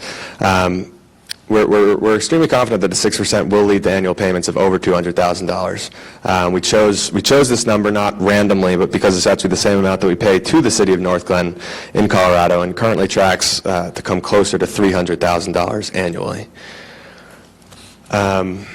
One other thing we're very committed to is hiring locally. We'll give preference to resumes that we receive from Watertown residents. It's a promise that I made to the North Glen City Council back before we opened there, and now we have several employees who are North Glen residents as a result. You'd be surprised at how many people want to work in the legal cannabis industry. We're flooded with resumes all the time, and it's almost hard to go, through them all, but the ones that here would have a Watertown address would get moved to the front of the pile.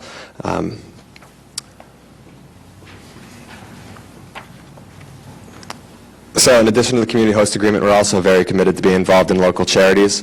Our Colorado store has dealt with many AIDS and HIV patients, and we understand how greatly they can benefit from medical cannabis. We're also committed, and I think this is on the previous slide, to providing discounts to low-income individuals, as pictured here through the Subsidized Distribution Network program. And currently we provide discounts to veterans as well, which I think is a good thing to do. We also have run canned food drives. We just finished up a pretty successful toy drive for the holidays, and we're planning on bringing all that those types of events with us to Watertown. Furthermore, we plan to implement a public health program to prevent and treat substance abuse, and are proud of the research that the previous applicant mentioned as well, proud of the research that shows a great decline in opiate use in communities that allow access to medical marijuana.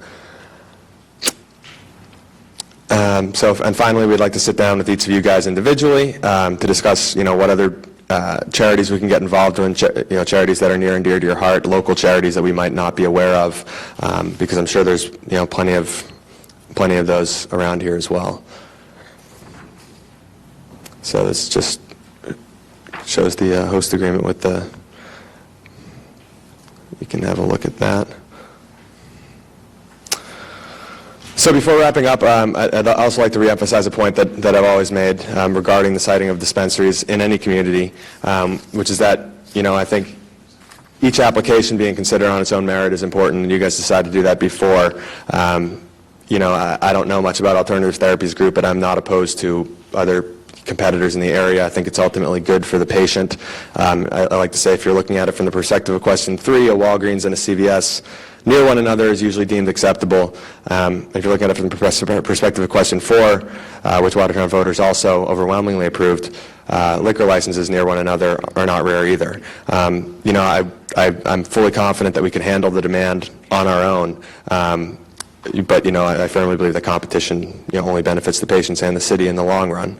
I'm also happy to chat with anybody here over coffee. Casually, I'm a much more normal speaker, and I can kind of address your concerns and hopefully alleviate them. And that goes for any constituents that may reach out to you guys directly. More than happy to get on a phone call or sit down at any given time. So I think that's pretty much it. Hope I was able to provide you with everything you need. I'm proud of all the progress we've made so far, and look forward to hopefully a long and successful working relationship with the City of Watertown. So if this gets to next step, I think your offer of a community meeting would be most welcome, and appreciate that. Absolutely. Okay, so, yes. I just want to say I started the last questionings with the list of about 13 items that we established at our first meeting in October, and those were all addressed here. The only one that wasn't mentioned would just be your anticipated hours of operation. So currently, we're 8 to 8, and we would like to replicate that, but again, it's if the planning board or the ZBA or city council, it sounds like it's not going to be council making the decision. If they determine 7 o'clock is when they want it to shut down, we'll obviously comply. I would push for at least 7, because I think there's a lot of people that work, that work 9 to 5 and might have a commute battling rush hour and can't make traditional business hours. So, and prefer 7 days a week, because again, there are medical marijuana patients from all walks of life, and some might be working a night shift, some might be waiting tables, some might be working a traditional 9 to 5. So, I think trying to accommodate all patients is pretty important. Thank you. So I was just, so my questions, first of all, I want to thank you for the very detailed proposal that you submitted. It did answer a lot of the questions that were on our list. If we could just, going back, just sort of your medical approach to what sort of services you're actually providing to the people as medical services who are coming to this facility. And I did notice in your proposal, you had a whole section about driving while under the influence and your work towards determining what's a safe level of driving. And I think that's something we've seen a lot of concern about now that recreational marijuana has been made legal. So if you could talk a little bit about the medical thing and your research and thoughts about driving while under the influence of marijuana. I think I'm ultimately going to end up echoing a lot of the sentiments of the previous applicant, but, we have done a lot of work with people ranging from, just somebody that got in an accident and might have something basic such as back pain, to people that are going through chemotherapy, to an HIV patient, and everything in between. And for every ailment, I'd like to think there is some cannabinoid or some form of marijuana that can possibly help the right individual that's willing to try it. Again, like the previous applicant said, I would never encourage an employee to say this is what you need to do. It's about placing a patient's own destiny in their hands. I think there's a lot of products that we carry that are catering specifically to certain needs. For instance, a rubbing salve that you would put on, if you have psoriasis or something like that. And then there's a lot of products like those indica dominant strains or the CBD dominant strains that can cater to a whole wide range of pain relief. And again, we carry everything in between, the transdermal patches, tinctures, et cetera, as well as a lot of strains of traditional cannabis flower, the type that you would think of stereotypically when you think of marijuana. As far as driving under the influence goes, we in Watertown, we plan on serious patient education as far as when similar to the last applicant, when you first visit a dispensary, your first time visit is, you're required to go through a process to be educated. And during that process, a significant portion of that is dedicated to knowing your limits, knowing, to give yourself enough time, for instance, with edibles or THC capsules. Sometimes they can take, up to 2 hours to take effect. And it's very important to let the patient know that, hey, you might have taken this and you think you're not feeling it, but you can't go get in the car, you can't operate heavy machinery. You need to set your night aside if this is something you're going to do, until you're familiar with the product and this is going to affect you for 6 hours, it's going to affect you for 8 hours, and that depends on the different dosage and the different products that we're catering to specific needs. I also think that as far as offsets go, I think that some of that extra additional CHA money could be put towards prevention programs, educational seminars, and that's something that we, I think discussed briefly with the police chief. And, I think it could be successful in reducing the number of those types of incidents. But I am proud to say we haven't had any incidences that we know of directly related to our dispensary in Colorado.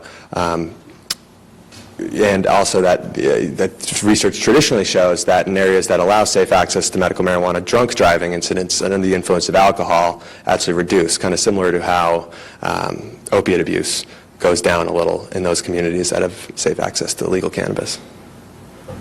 And then just... And Dan wanted to make a point on that real quick as well. Just to comment on, one of the major concerns is people coming to and from the facility under the influence of marijuana. The security is not my job, it's not the security officer's job, it's not the manager's job, it's every employee's job. There's going to be a culture of safety and security where if any employee has any concern about someone's ability to leave that facility in a safe manner, they will not be leaving that facility on their own accord. We will work with taxis, Uber, or the Watertown Police Department to make sure that if somebody is impaired, they're not leaving the facility and will not be returning to the facility as a return customer.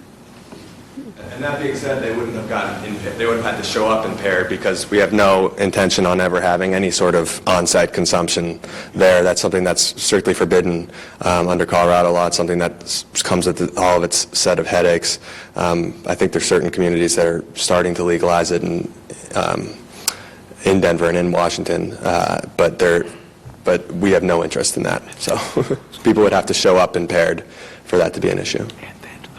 And then just, as before, the whole issue of recreational marijuana, now that question 4 is passed. Sure. What your plans on that, and, we would, I think there's strong feeling that we would seek a host agreement that would ask you to voluntarily not begin selling recreational marijuana, and just your thoughts on that. Yeah, my thoughts are that I wouldn't be, and we had sent that to Steve, and I'll just read it to everybody that was here. It said, with regards to his question regarding potential for recreational distribution in the future, we're making clear that this application is only for medical marijuana. We've made no determination as to whether it intends to operate recreationally. Legalese aside, I will say that it's something that we do in Colorado. We operate both. We serve recreational patients and medical marijuana patients. There's very few that only do medical anymore, simply because of some of the same issues that the previous applicant was talking about. That said, we would absolutely consider signing something that would say that, with the hopes that down the line, if it became an issue to where every other dispensary in the state was medical or was recreational and we were only medical, that we could come to the city and say, hey, we've been operating here for a few years, we've been incident-free, maybe let's consider this, maybe let's work towards making this happen together.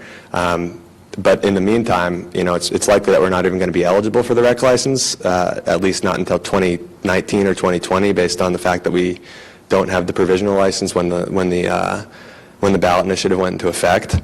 So, I think we'd have a few years of operating medical before that even comes up, and I'm absolutely happy to commit to not providing recreational at this time. Right now I'm seeking to operate medically. But having said that, I do want to make it clear, I don't want someone to say, oh, well, you sell recreational in Colorado, you pretended like you didn't like it. I'm young, I believe in recreational marijuana. If I was in Massachusetts, I would have voted for it. I did vote for it in Colorado. I think that it's a safe alternative to alcohol. I have a large Irish family, and I've had, especially my extended family, I've seen a lot of people suffer from alcoholism. I've had friends, younger friends in their 30s and their 20s suffer from opiate abuse, and I think that having access to legal cannabis, which is tested, regulated, the testing processes are insanely rigorous. We test for total yeast and mold, salmonella, E. coli, potency, biocontaminants, pesticides, and having that is, ultimately, I think, a good thing. But for the purposes of what we're here to do tonight, yes, I'm happy to commit to medical marijuana. Thank you. Well, I would just say that I'm really impressed with the work that you've put into this, and you have earned my trust. Thank you. Thank you, Madam Chair. A couple of questions I did have. One, and I think you might have misinterpreted one of my questions that I put in writing, which had to do with, you indicated you spent some money on a site plan, and where was that? And your answer was about how much money you spent. What I was looking for was the site plan.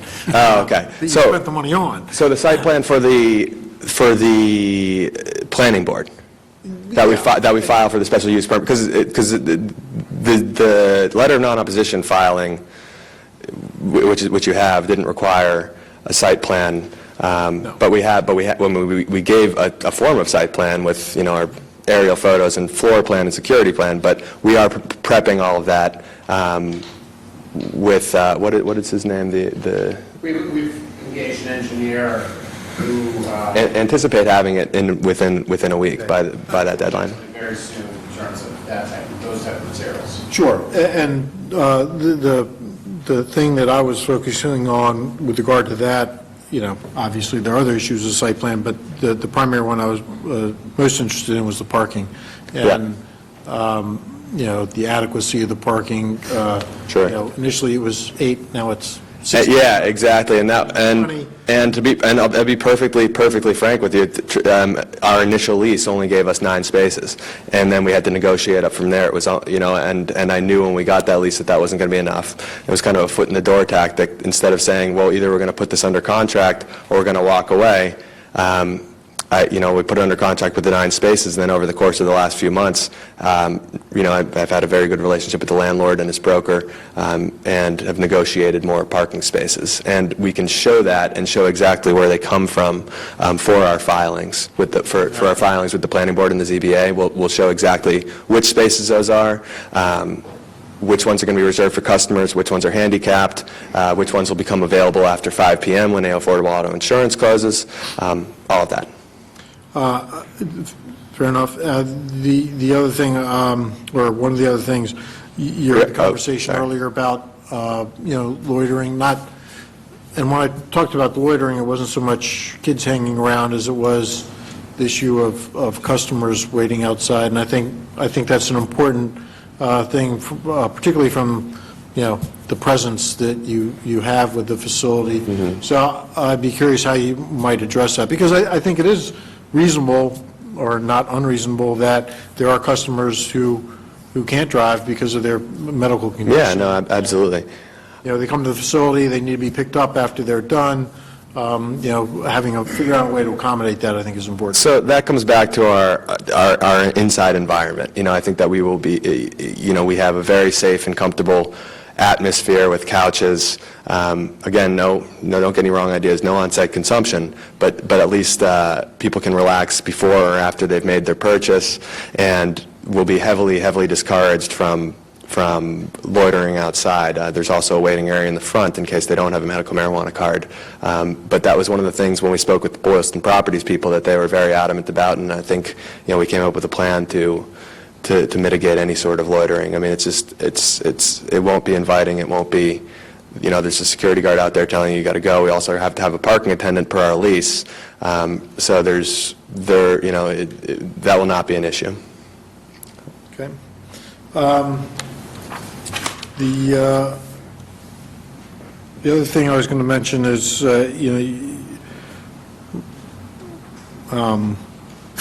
in the host agreement where we talk about recreational, I think the point that I communicated to both applicants was that, not that the town is necessarily saying that you could never have a recreational sales, but that I think it's important, if we are going forward with this process, that we're going forward with a medical dispensary and not a recreational facility. And if we're going to do that, we want your agreement that if you decide to go forward with the recreational, that you'll come back to the town and go through an additional process. Absolutely, and I will 100% sign on that. I think that, from all my meetings with I've met with most of the city council at this point. I think everybody's reasonable, and I think if we get to the point of 2019 or whenever that license becomes available to my entity, and we've been operating medically and things are going smoothly, and the sky's not falling, I think that we could work together in order to find something that works, that people are comfortable with, if that's the direction we want to head. But for now, we're happy to put that in the host agreement, that this only applies to medical and that we have to come back to the city. It's going to be a whole other, not only just not through city council, probably not just through city council, but also with another special use permit. The state, while the state, and again, I'm not a lawyer, Mike could probably speak a little bit more to this, while they do give you that right to convert, I don't think they really outlined it. I mean, it was kind of poorly crafted as far as the word, the verbiage. They didn't outline how what they would require from the local community. It's also confusing as to who is eligible for that license, at least for the first 2 years. And based on how it currently stands, my entity won't be eligible for that license for the first 2 years. That's all I have, Madam Chair. Attorney? I'll be very brief, Madam Chair. Since most of the questions have been answered, I won't touch again on the recreational use. It sounds like we know we're heading with that. One of the points I noted in the draft agreement, you drafted it as a 5-year term and then subject to renegotiation. I think from the town's perspective, we'd be looking for an agreement that coincides essentially with the life of the facility. Is that something? Sure, and it's funny because it's actually not mutually exclusive from the recreational conversation. I think when we talked about that, the thought process was, well, if the town ultimately does want us to go rec, or we want to go rec, and the town is okay with that, and we've gone through a separate licensing process, a new letter of non-opposition for rec, a new special use permit, whatever's necessary, we don't want to get hit with both. We don't want the town to say, okay, well, you have this community host agreement, say this is in 2020, and you owe $200,000 a year. Plus, on top of that, we're going to tax, right now the community can only take 2%, but I mean, that's on, you talked to Stan Rosenberg, that is going to go up. The communities are going to ultimately be allowed to tax way more than 2%, so we don't want to get stuck in a position where we are subject to that, the initial promise of the $200K plus 8 or 10% on top of that. So that's why I put the 5-year term. We could make it an indefinite term and simply add language in there that if recreational happens and if our entity is licensed, eligible for it rather, that we will have to have an equal or greater host agreement or tax structure, because at that point I think the communities are going to have a hard and fast number that they can tax, and it'll be kind of a whole different ballgame. Okay, not looking to negotiate the agreement here tonight, but I think that was a good answer. Thank you, I appreciate that. I guess I have one more comment, which is that I can't think of a better site in town. It's isolated, it's its own thing. It's not really in a neighborhood at all. And to Angie's point, it shouldn't be in the east end of town. I can't think of a better location. And that was the feedback we got from a lot of people we met with, but I'm happy to answer, sorry. Come on up. So I was saying, just with the hotel, Target, now selling liquor, I hear, and the lumber company, the daycare center, what was an oil company, the tea company. You're on Elm Street? Yeah. He's 2 buildings away from where this will be, even though this is set back. Yeah, it's set back. Yeah, but it doesn't mean that it's not. What about the traffic? Okay. So. Councilor Canellis.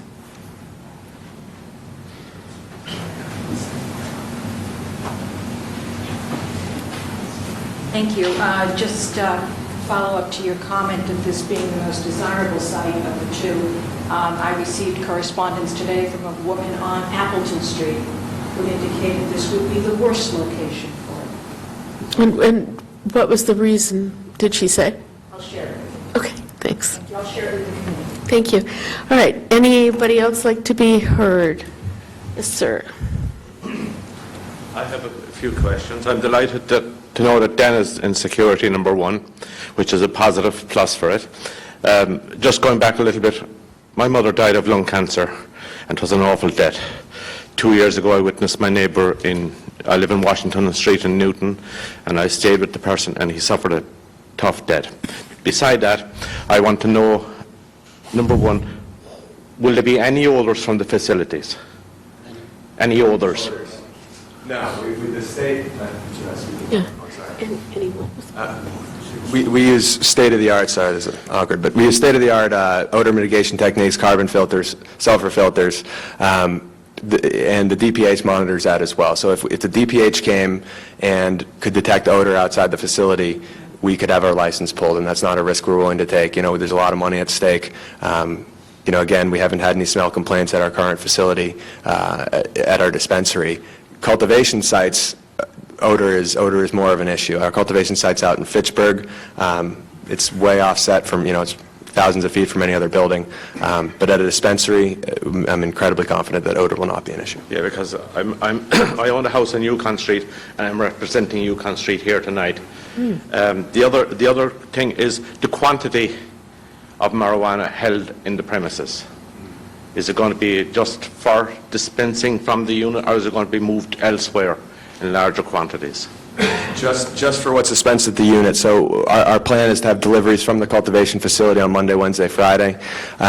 So it'll, you know, at absolute most, will be a 2 to 3 day supply, which is not, you know, we're not talking about millions of dollars worth of cannabis. Not to mention you know, we're going to always have security on site and the security system that Dan spoke to. But I'm imagining that's what you were alluding to, is robbery incentive. Going back to the premises you have in Colorado, what's your hourly people going through your premises? So it varies throughout the day. You know, we end up seeing anywhere from 200 to I think 350, but that's over the course of 12 hours. So at most, you know, and typically somebody's only in there for 10 minutes. So, you know, if you break down those numbers, you're never really seeing more than 15 or 20 people in a given hour. And at any one given time, it's incredibly rare that there would ever be more than 10 different, 10 or 12 different people inside. The other question is, I'm coming to you as a patient, first time, never used it. Do you leave them use it on site to know their tolerance, or what's their safety net if they go home and smoke it and they pass out? What's the... So that's more on an individual basis. You know, all of our sales, you know, all of our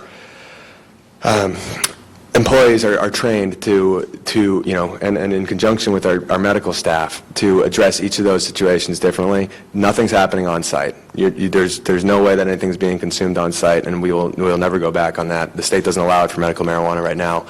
So yeah, essentially we tell them to say, go home. You're going to ingest this, be it via a tincture, via smoking, via vaporizing, in the comfort and safety of your own home, in a controlled and regulated manner, and you'll be giving explicit instructions on how to do that. The other issue would be signage, because it would be on Elm Street.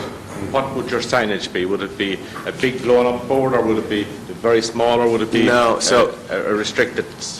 So, you know, we as of right now, I think would like to have a sign on the front of Elm Street that simply said Natural Selections. No weed leaves, no green crosses, no neon signs, nothing like that. You know, we go for a very high-end, classy aesthetic. We don't want to appear to be some fly-by-night company. Just simply our trade name, so that people that are, you know, I think ultimately that benefits the neighborhood, so people aren't driving up and down going, where is this place? Just say, yep, it's right there. Okay. The other thing then is that you're very generous with your 200,000 to the city, but I think just recommend it to the council is that after 2 years it should be reviewed, because the market is going to grow here, and you're aware of that. So it's 200,000 or 6%, whichever is more. So 6%, if our business isn't doing well... Come to the mic. It's 200,000 or 6%, whichever is more. So if our business isn't doing well, and we are only doing, you know, seeing 50 patients a day, and the 6% comes out to only be 60,000 or something, the city gets 200,000. If we're seeing a lot more than that, and 6% turns out to be 400,000, then the city gets 400,000. So it's whichever is greater, the city gets, and that's built into the host agreement. Okay. All right. Thank you for your time.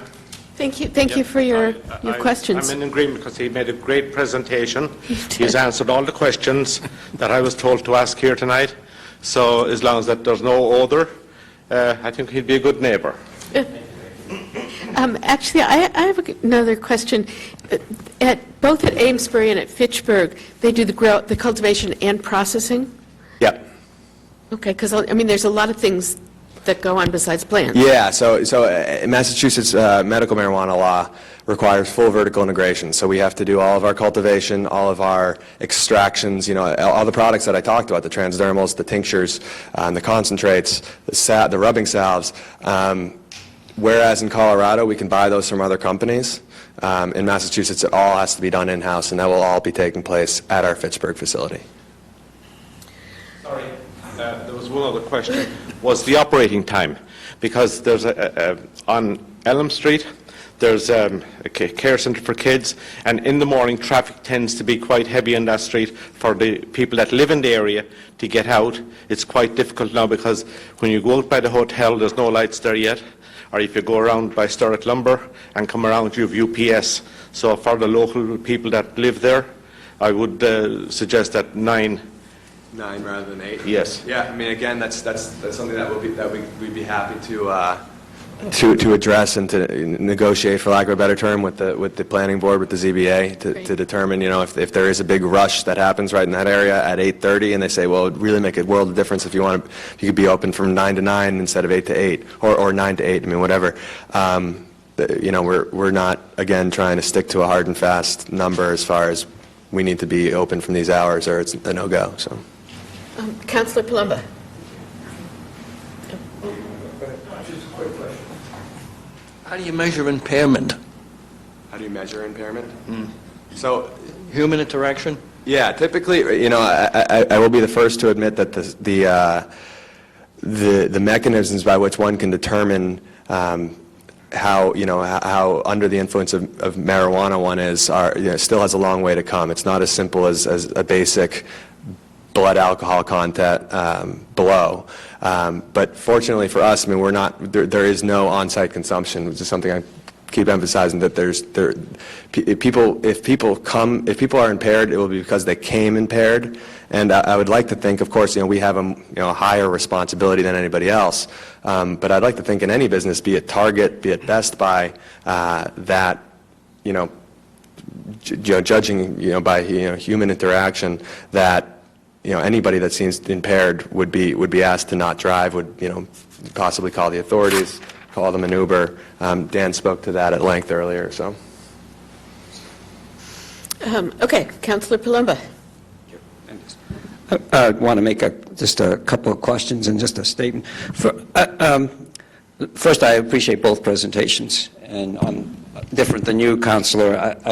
They have earned my trust, both of them. Really? Really.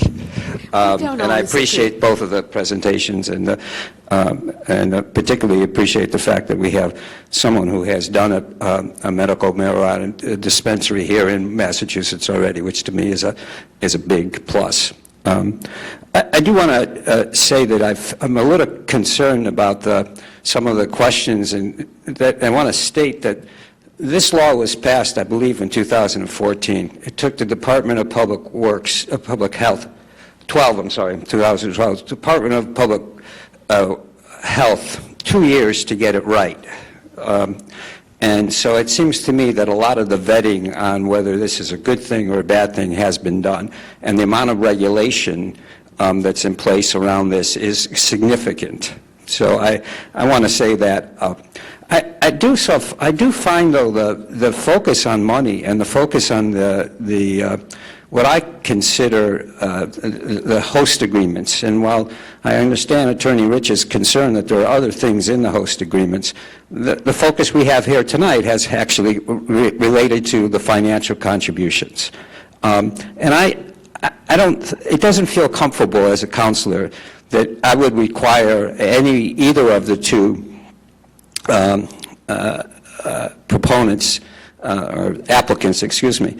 I can't imagine paying a town for an undetermined amount of time, 6% of what they make. I just don't know of any business that we would do that with. It feels like it's a penalty for doing something that, from a public health perspective and from a medical perspective, is important. So now we're going to penalize you for doing that. We're going to take as much as we can get from you 6%, and we're going to also, I'm sorry. If I can stop you and say, I don't think that is something we need to decide tonight, right? I mean, it's not part of the letter of support or non-opposition. It would be negotiated later. Is that correct? Well, I think, Madam Chair, I think likely the host community agreement will be negotiated prior to the issuance of the letter.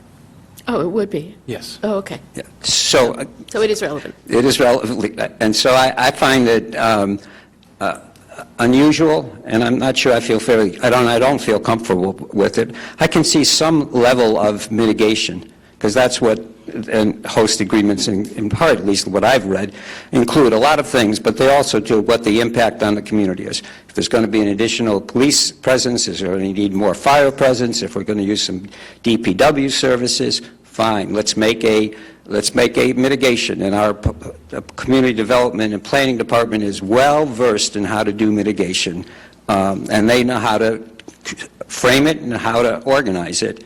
It seems to me that asking for a 6% or any amount of money every year, no matter how long they're doing business, is a payment for doing business. And I don't know if anybody else has to do that. So let me just put that out there. The second question I had is in relationship to these establishments and recreational marijuana. Are we saying that we want... Well, let me just say this. I would not want to say that that the host agreement has to say that either one of these two or any other applicant has to agree not to advance a recreation marijuana business as part of the host agreement. Are we saying that, or am I misconstruing? Yeah, because you didn't see the email that came today, where maybe someone can read it again, but... It's not saying they can't move forward with it, it's just saying that if they were going to move forward with recreational, they'd have to come back to the town for another consideration. Well, that's what we asked of both applicants. Yeah. Oh, okay. The first applicant then said, no, we're not comfortable with that.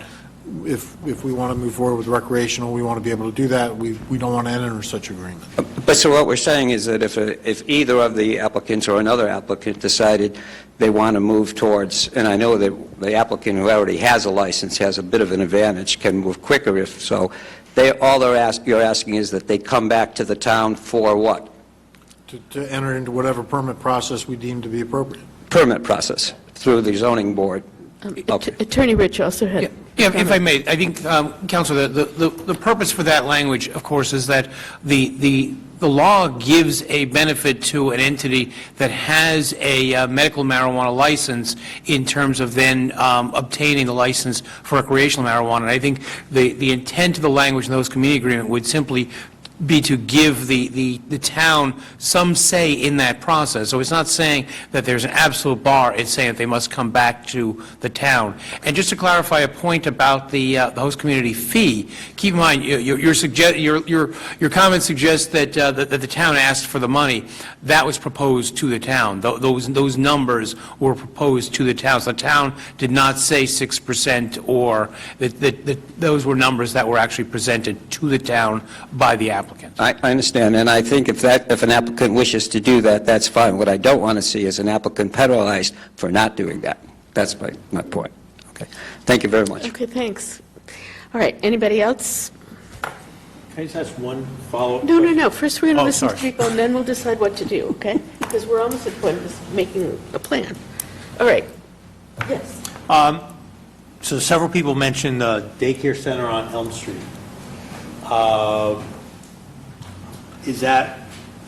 How far is that from this building? Is it within the 500-foot buffer zone? No, it's approximately 600 feet. Okay. Good question. Okay, so... I think that's property line to clarify. I think there's with setbacks and I think that's something. Let me just add one thing. Microphone? Come up to the podium. Microphone? They do take the children out in carriages or string them along and walk them up the street and down the street, so technicality, but... Okay, all right, thanks. Okay, I just want to clarify for the record. Thank you. So, I'm just going to throw this out to start the conversation. It seems to me that where we might be is to ask the second applicant and the planning and development to ask for two things from the second applicant. One is to start negotiating a host agreement, what that would look like, and secondly, to arrange a community meeting. From the first applicant, I feel like before we could go that step, we need a lot more information from you, and you need to make a decision about whether you're comfortable with our not being ready to commit to a recreational license. So how does that sound? So I just want to make sure you're aware, we did send a draft host community agreement on to Mr. Magoon, so he has it in his possession. We're already... Yeah, right, no, I've seen the draft. It sounds like it's not finalized. I think this is, they need to discuss. Thank you. I would be comfortable making a recommendation to the council and the second applicant pending the changes that were discussed tonight to the full council for approval. The changes being? The ones that we talked about with the word changes in the host agreement, some of those particularities that we talked about with, yeah. So that's what I was trying to say, Yeah, to pending finalize council review. Finalize the Yeah. host Yeah. agreement. Well, and as the committee know, I think it has been distributed to the committee. There have been revisions on our end made Right, to the agreements. That's something that the applicant has not yet seen. That was presented to you first and has not. That's something that came today? That was part of the package that came from Mr. Magoon. Okay, today, okay, I have not had a chance to review that. Magically. Okay.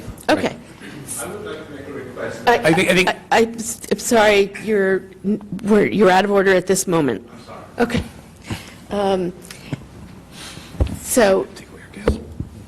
So finalizing the host agreement and then moving forward is okay with you? Yes, Recommending that we move forward? yes. And what about a community meeting? Would that be prior or after, in your opinion, the council meeting? I'll get to you. I guess I wouldn't hold the decision pending the community meeting. I'm obviously big on community meetings. We put it in the zoning and then added a second one additionally. I personally did that. But I don't think that it needs to hold that process up. I think if it was all happened simultaneously, if we made the recommendation pending the community meeting plus council review. Okay. Before I get to you, Attorney Rich? Just an idea. Okay.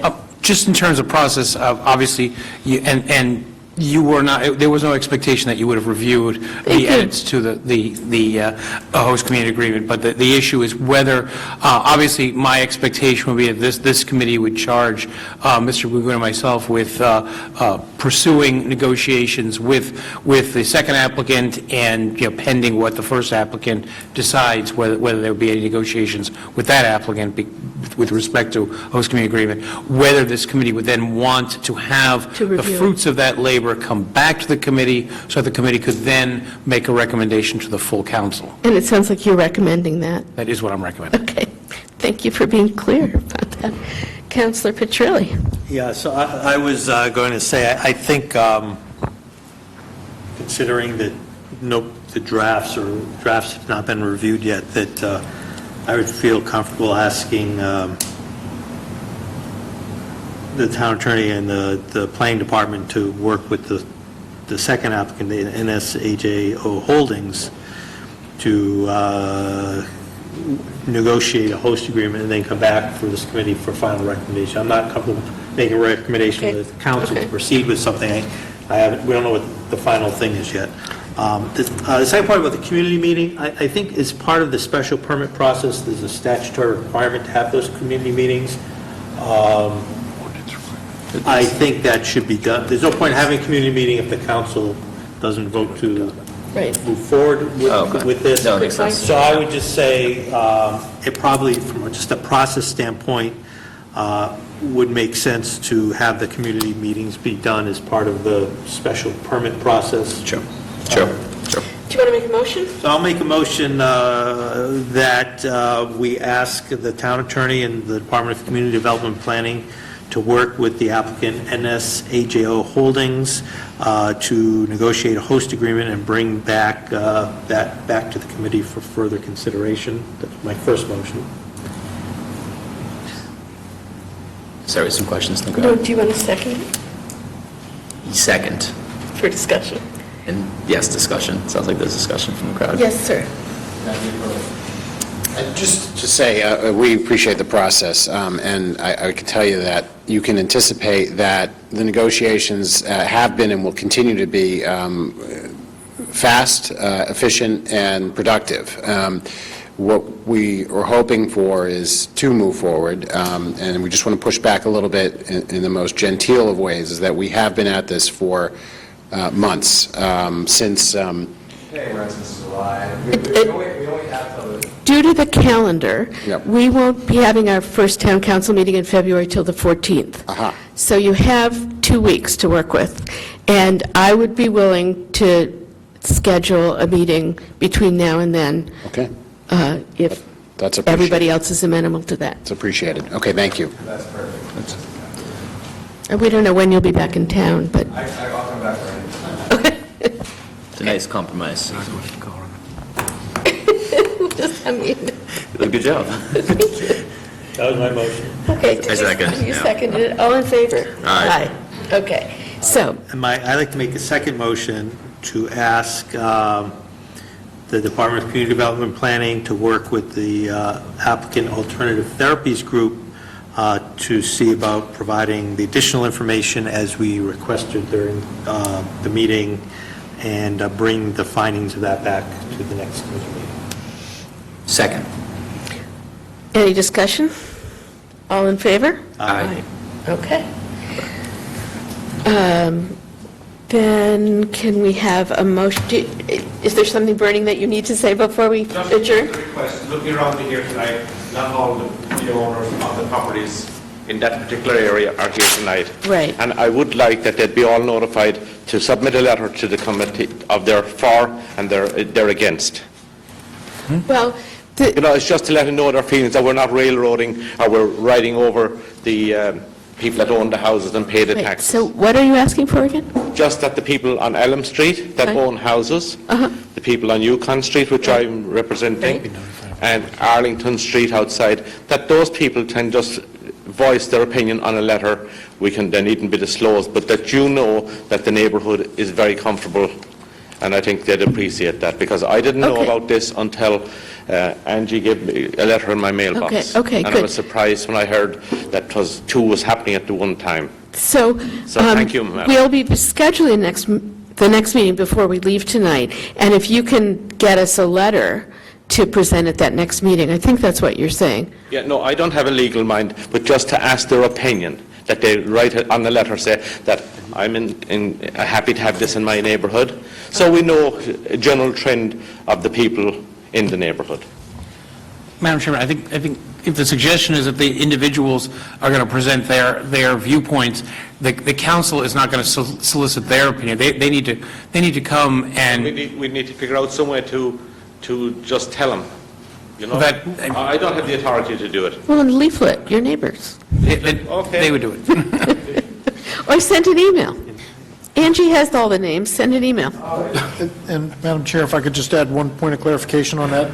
So if this moves forward, they then need to submit to the town for a special permit. Right. And with that special permit, there would be a notice that would go out to all the abutters, within 300 feet. This It would be is- a public hearing. Yeah, this isn't giving them final permission or say what it's going to be like. It's just to say you can move to the next level. Okay.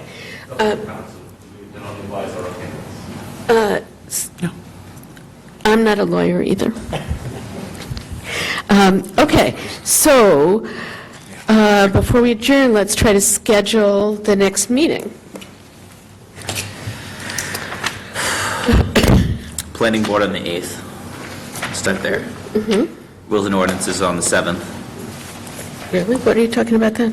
Links and Rule 11, but that's going to be a short meeting. Oh, can we do it after that? We could.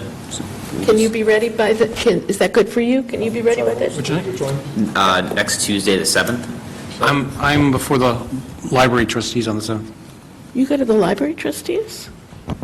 Full service. Whoa. Monday, the 6th, that gives you less time, Steve, is that gives you less than a week. School committee will be... School committee will be meeting. Thursday, the 9th? Will that give us enough time? To get on the agenda? 14th? No. Can we do it later on the 7th instead of 7 o'clock or earlier? Yeah, we do it later on the 7th. Well, what time are you going to the library meeting? The library meeting is at 7 o'clock. If you want to do it at 6 o'clock, I don't know how long you want to be. That's fine, 6 o'clock. 6 o'clock would work. I'll already be here. Okay, can you make that work, Steve? Yep. Okay, and that can work for all of you? Yes. Okay. 6 o'clock on the 7th. Okay. Will you email Marilyn tomorrow to have it posted? Yes, I will. Thank you, Susan. Addressing both issues at 6 o'clock? I mean, if both... We're under some pressure about the, You're putting yourself under some pressure. Let's be clear about it. You don't have to be... no, I'm accommodating the applicant to do this. I'm asking you to accommodate the first applicant. Well, I'm not sure the first applicant has a lot more work to do. The first applicant is not impacted by the schedule. What do you mean? The schedule, we're accommodating the second applicant with respect to their negotiation of the host community agreement. Whether the first applicant gets you the information by next Tuesday or not, they can be given additional time for that. It doesn't necessarily impact the first applicant at all. So if the first applicant brings the initial information by the 7th, you don't have time to hear it. You have time to hear it. My feeling is that you would need a little, we're asking for a lot from you, and you might need a little more time, and I'd like a little more time to absorb it. Does that feel okay with you? I don't think we need more time. I actually think we gave you a lot of the things that you mentioned, and we need to maybe reorganize them for you to make it clearer. Okay, so you feel like you'd also like to be heard on the 7th? Okay. Okay. That's not fine. All right, everybody okay with that? Okay, but, I'll see if I can push rules and ordinances from 7 to 7:30 maybe. okay, good deal. Again, I have 7 o'clock. Okay, well, That's true, yeah. we'll take the second applicant first, and we'll do as much other work as we can between 6 and 7:30, if there's things that we can do without the attorney. I mean, we'll miss you. Understood. Okay, motion to adjourn? So moved. Second. All in favor? Aye. Aye. Thank you all for coming.